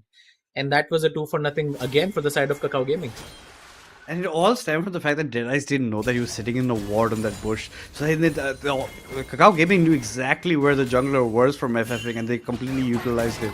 Maybe should have just ended up giving up that red buff and maybe not more people die over there. It was technically extended 3-0 because of how far it went out. And yeah, because Bob came back and died twice essentially over there. So that was just an extended, as you said, a very, very extended fight. And now they're going to end up picking up the Rift Herald from the side of Kakao Gaming. They've pretty much got all the jungle objectives. They actually have got all the jungle objectives for themselves. And now Deadice is in a bit of trouble on the wrong side of the map. Deadice, there's not many places you can go over here, sir. He's trying to finish off Sam before that, but Sam goes unstoppable. 5-0 to the bot side. The fighting does not stop. Derek Corporal has stolen the ultimate from AK-45. AK-45 trying to get to a retreat that is sufficient for him. The ultimate does come in. It's not enough damage, but Dead Corporal gets in front, finishes off the job, gets the solo bolo onto the Syndra after stealing her ultimate. And yes, the Dead Corporal has been playing phenomenally in this match if he had not been playing in the last two. Now we see the true DC that we know and love. Yeah, 100%. And that's the Silas who's ahead as well. He's going to pick up his Rift Maker, I believe, pretty soon. And once he has that item, I think that champion is just unkillable, especially with how far ahead he is as well. Still no Rod of Ages onto W. It's been 16 minutes, so he's not having the best of the game. But I don't think he will mind being the passenger and, just sit this one out, be there for his team when needed. Dead Eyes again, just a bit too overzealous, finds himself taking the enemy Raptor camp and gets caught. That kill went on to the Kaisa as well. Sam performing really well in all three games, honestly. His Jhin was good, his Varus was really good as well. And now on to the Kaisa, he's been pretty dominant in the bot side of the map. Yeah, he's doing a phenomenal job. Like you said, 5-0-3, already has a BF sword and pickaxe after his Yundals. Has a lot of CS. He's a bit behind the curtain. He's going for the bit, unconventional build that is nowadays happening, but it's not completely meta as of yet. The Bloodthirster, this Essence Reaper kind of build, as we talk about. The Triforce Maramoon is a thought process that has worked and worked a lot, so maybe not choosing that. W chooses to use his ultimate over here, but just not enough damage to maybe do too much to Churn Ready. Churn Ready has a turret to back off towards. He's still going for extending. He wants to get his grasp procs over here. Does headbutt into the wall, doesn't get the knockup onto W, so has to walk away. W chunking him down, albeit over time, but he's getting quite a significant amount over here. The chains don't land from Dead Corporal on the bot side against Syndra, and it's going to be Kakao continuing that jungle dominance and picking up their third Drake, which will be the Chemtech Drake, the Chemtech Soul Point that they are on right now, and they are looking fantastic. They are pretty much well dominating this map, around 4.5k gold up, and now it looks like Dead Corporal is going in for the kill against AK-45 on the bot side, forcing the flash out of the Syndra over there. Yeah, and the Rift Herald is going to get used as well in the mid side of the map. And it just looks like Kakao Gaming owns the map right now. 18 minutes in, 5,500 gold lead. Even W is having quite a good, time in the top side of the map against the On, which that Warmong's first does not really help him do anything, honestly. It's going to make him sustain and make him a bit tankier, but it just lacks all the stats that you need as an On in the early game, which I really don't like that first item onto the On in this one.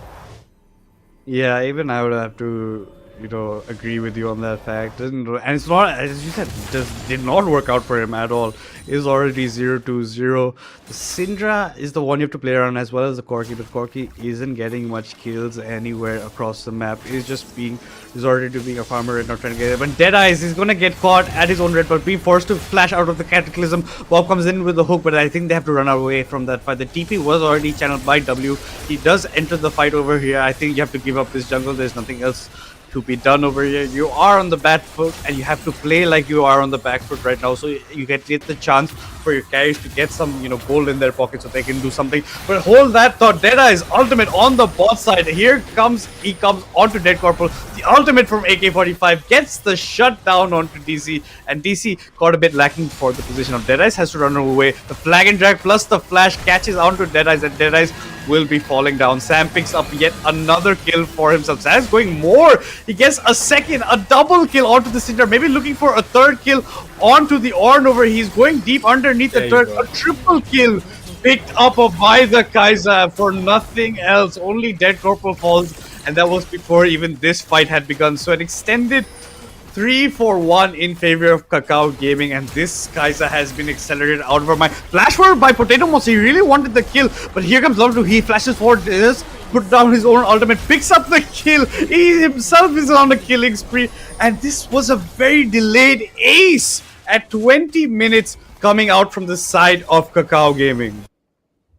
Yeah, I am so lost of words at that flash coming out from Potato Monster. I'm not sure what he was trying to achieve, but he flashes in, the Thresh follows up, uses his ultimate, and yeah, another 2-4-0 in whole complete ace coming out from the side of Kakao Gaming right there. 8-0-3 for Sam, 3-0-7 for Love 2. The bot lane difference has been huge this game. Yeah, that's exactly how you would have to put it. It's a huge bot lane diff, and this might be Potato Monster not being so well versed on that Corki. He is going for a bit of an experimental build, I would perhaps say, and it's just not worked out. He's not been getting any gold funnel, while the Kaiser, on the other hand, is ginormous right now. 803, the maximum bounty on her head of 700 gold. And Sam playing to perfection, already almost halfway towards her Flicker Blade. I'm pretty sure that is what he's trying to buy next. And the Otacon has been spotted. It looks like these teams want to fight for Bob, trying to clear some vision. Bob not also having the best of games, 0-5-0, getting caught out quite a bit sometimes before these fights actually even truly begin. And looks like FFing want to, give up or trade up the Otacon for the mid-tier one. Red Corp was walking in here onto Bob. He has stolen away the ultimate, but he is between a rock and a hard place. Being forced to splash over the wall, is going onto the Corki over here. That uses channeled up ultimate that he's stolen. He does get the kill onto Potato Monster. Even looking for more. Will he even be getting Bob? And Dead Corporal hasn't fallen, mind you. Is looking for the Cataclysm, lands onto the Ornn. Ornn has run away. The Kaiser does a lot of damage. Nice pushback by the Syndra with the QE combo over there. But the Ornn is still in a rough place. He will end up falling down to Sam, who's gone legendary. They're still going for the flag and drive. Kaiser ults forward to maybe even steal that kill, but no, it's the Jarvan that locks that in. Deadeyes is pretty low and will be falling down. Another ace! The first ace at 18 minutes, the second ace at 22 minutes, and Kakao Gaming look to be running away with this game. They can even maybe look to end over here given the death timers. Yeah, maybe they can, maybe they can't, but this has been such a one-sided game. Right from the start, DC opening up the act with a solo kill. Into the bot lane, Copy, finds himself in a very good spot, gets the double kill for his team, and yeah, this has looked really one-sided. You can already see the goal difference. 23 minutes, it's 11,000, and the dragon has spawned as well. That will be the dragon soul already for the side of Kakao Gaming, and unfortunately, Oh, but the TP is coming in, but they're FFing, so late to this fight. The Six are TP'd into the I fight, but don't they think can't they can do do much over anything. here. That's just a wasted TP at this point. They're trying to walk forward still, maybe catch people off guard. They are trying to catch the Love to onto here, but no, Love to just backs away. There's not much you can do. And like, what can you do at FFing at this point in the game when you are so far behind? Almost more than a 10k. It's an 11k goal difference. Your opponent team has the Chemtech Soul in their pocket, has so much tenacity as well. Your entire CC com kind of falls out of balance at that point. And yeah, not much can be said for this team. Yeah, 100%. I think they're just going to go reset, look for one of these fights again. The Baron is going to come up in a minute, and maybe they need the Baron to end the game. I definitely don't think they do. It's just about one more team fight, and especially with the uh, Soul coming in, the Chemtech Soul coming in for the side of Kakao Gaming. Those champions are so unkillable, especially the Silas uh, with the HP based Oh, items. As no. the ultimate is going to come in onto the Thresh, but he has bought a lot of time and he might still survive. The flash comes in. Jarvan's here, uses the Cataclysm onto the backline. The TP is coming in from the Silas, who is going to find himself in the middle of the team fight. The On uses his ultimate. The Silas stolen ultimate comes in as well, and that is going to be a quadra kill for the side of Sam, and this will be the end of the game. Yeah, this is the final nail in the coffin. The Thresh spent so much time as you put out over there. Pull them in, baited his entire team. And yes, end of the game for a fantastic series to watch. Albeit the third game was a bit one-sided. The other two games were a very rollercoastery. And yes, this will be Kakao Gaming repeating history, winning game 3 of the semi-final 2 over here. And will be heading in to the finals to face against Asterisk for God knows what number time.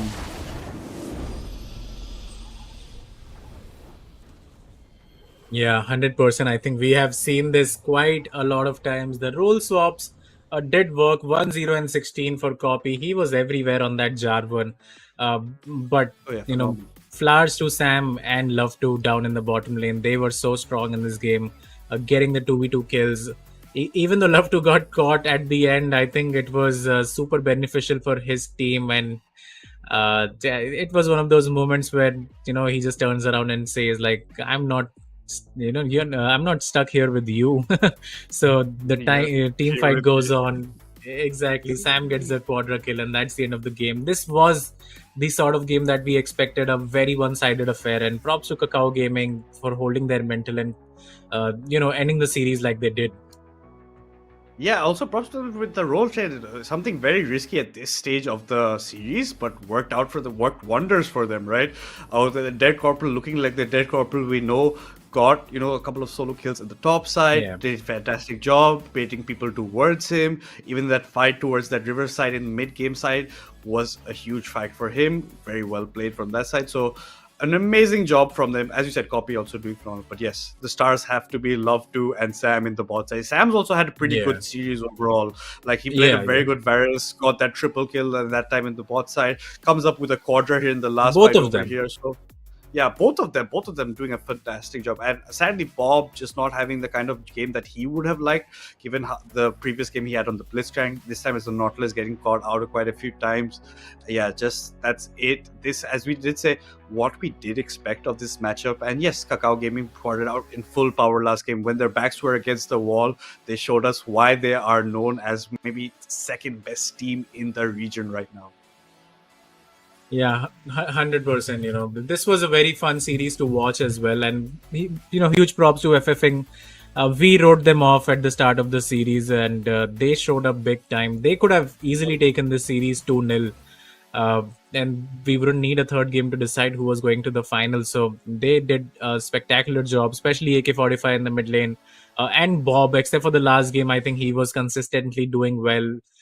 We talked about his blitzcrank quite a lot, and he showed why that champion is one of his best champs. Hooking people everywhere, left, right, and center. So huge props to them. Charan Reddy as well. Second game gets 3 solo kills onto yeah. copy. That's no easy feat as well. So for FFing, this will be the end of the tournament for them. But they have put out a lot of moments, and they were a really strong contender. I was really surprised by how well they played. Yeah, as you said, pretty very strong contender essentially over there, the way they played out. As you said, this series easily could have gone 2-0 in their favor, given how the first game Yeah. went. If they had managed to close that out, second game they got their win. So yeah, it could have gone like that. But yes, Kakao realized that they have maybe taken it a bit too casual, maybe have let loose the rope a bit too much on the side of FFing, and they closed it out in game 3 over here. And very fantastic job done by them. Very well played. And DC, maybe they even stick to this kind of role swaps in the future when they play against Asterix, depending how well it worked for them, because this seemed like the Kakao that we know and love, right? How dominantly one-sided kind of this game 3 was and what we expected. And if this is what it takes for them to show their true potential, it just might be what we have to see in the future. Yeah, I mean, that is a surprise factor, but I'm not too sure if that's going to work against Asterisk, these sort of shenanigans. They do have players who can hold their own relatively well, and especially when you have someone like Infi in the jungle and Akshaj in the mid lane, those two beasts, I don't think these sort of things can work, but stranger things have happened, so we will see. And that's why the best of 5 is there tomorrow to check, that who is going to take it, and all our questions will be answered. Absolutely. With that being said, guys, we just take a short break before we announce some more further details about the tournament.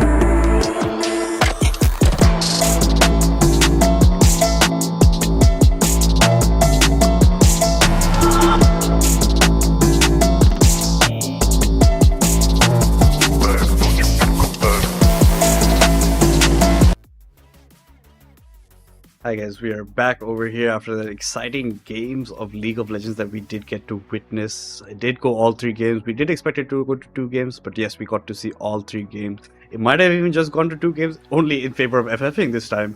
But unfortunately, they could not close that game 1. They did manage the game 2, and game 3 was a bit of a whitewash in favor of Kakao. Yeah, and look at these faces. Looks like it's sort of mixed up here, honestly. Yeah. But yeah, having said that, like Kakao Gaming do wrap up the victory pretty convincingly in the end in game 3. And yeah, that is the sort of Kakao Gaming that we are hoping to see in the next best of 5 that they are going to play tomorrow. As you can see, 25 minutes and 25 seconds. Look at the goal lead. That's massive. 14,000, 8 turrets to 0, 4 dragons to 0.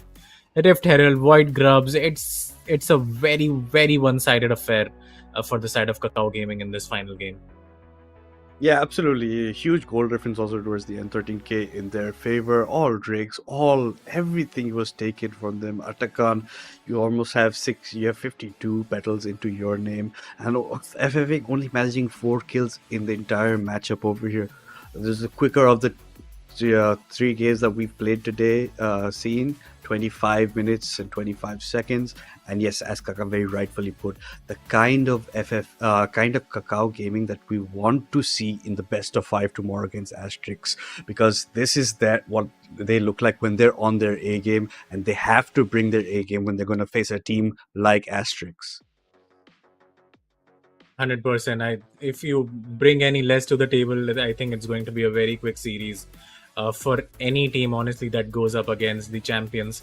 And that is the matchup for tomorrow. Best of 5, same time, same place, and it is going to be quite a watch as well. Again, the same old nemesis find themselves playing against each other.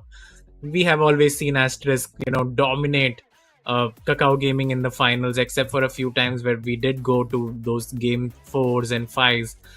So it will be very interesting to watch what happens tomorrow. But any early predictions from you, Madness?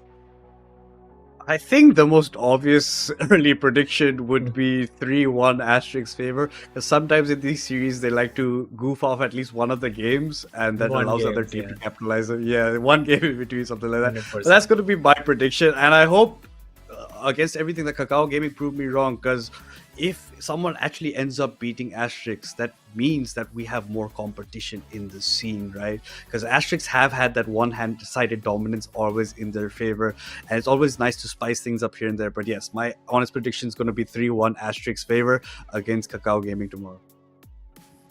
Yeah, I think the same as well. If not a 3-0, it could be a 3-1 for the side of Asterisk. I think that's the sort of dominance that they command anyway. So that's how it is. But I really hope it's a 5-game banger like we had today, the 3-game banger, best of 3 going all the way to 3 games. And thanks to FFing for showing up and playing as well as they did. With that, guys, we will be taking the leave for today. Tomorrow we will be back. Same times, Legends Ascent South Asia continues, and it's a big one. The grand finals, best of 5 fearless draft will be there, and we are really hoping that you will be too.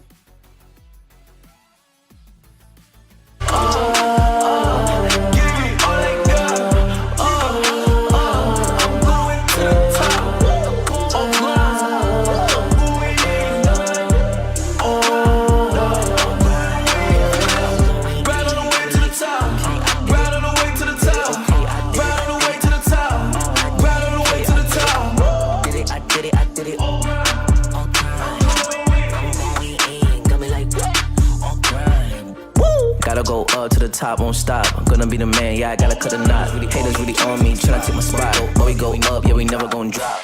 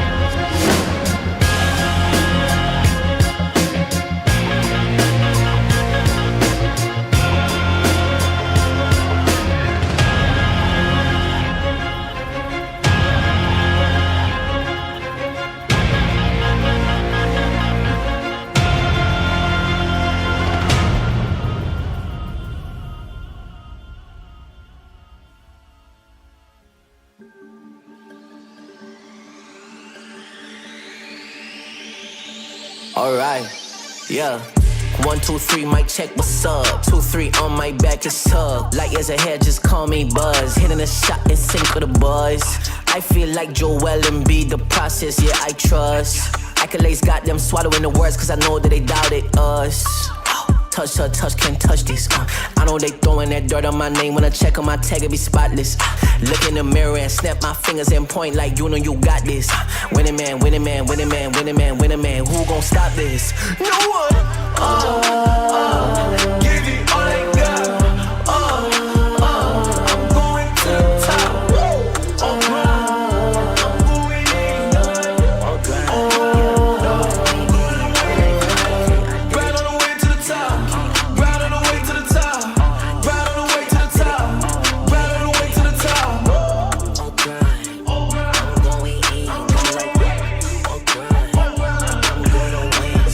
Flip the letter I stick it.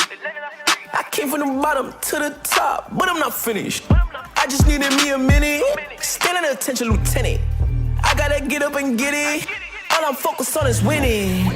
He not gonna cheat code. We win until the clock gon' hit zero. I'm finding my way back like I was Nemo. Do it, I am a dynamic duo. Win, and win. That's right, my nickname is winning. Gotta walk in the building, gotta inspire the children. When they see my ambition, I'm not a regular civilian. Give it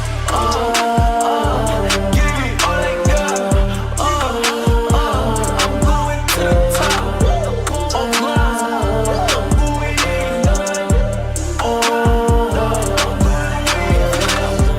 on the way to the top. Right on the way to the top. Right on the way to the top. Right on the way to the top. I did it. I'm going in, got me like on grind. Gotta go up to the top, won't stop. I'm gonna be the man, yeah, I gotta cut the knot. Haters really on me, tryna take my spot. But we go up, yeah, we never gon' drop.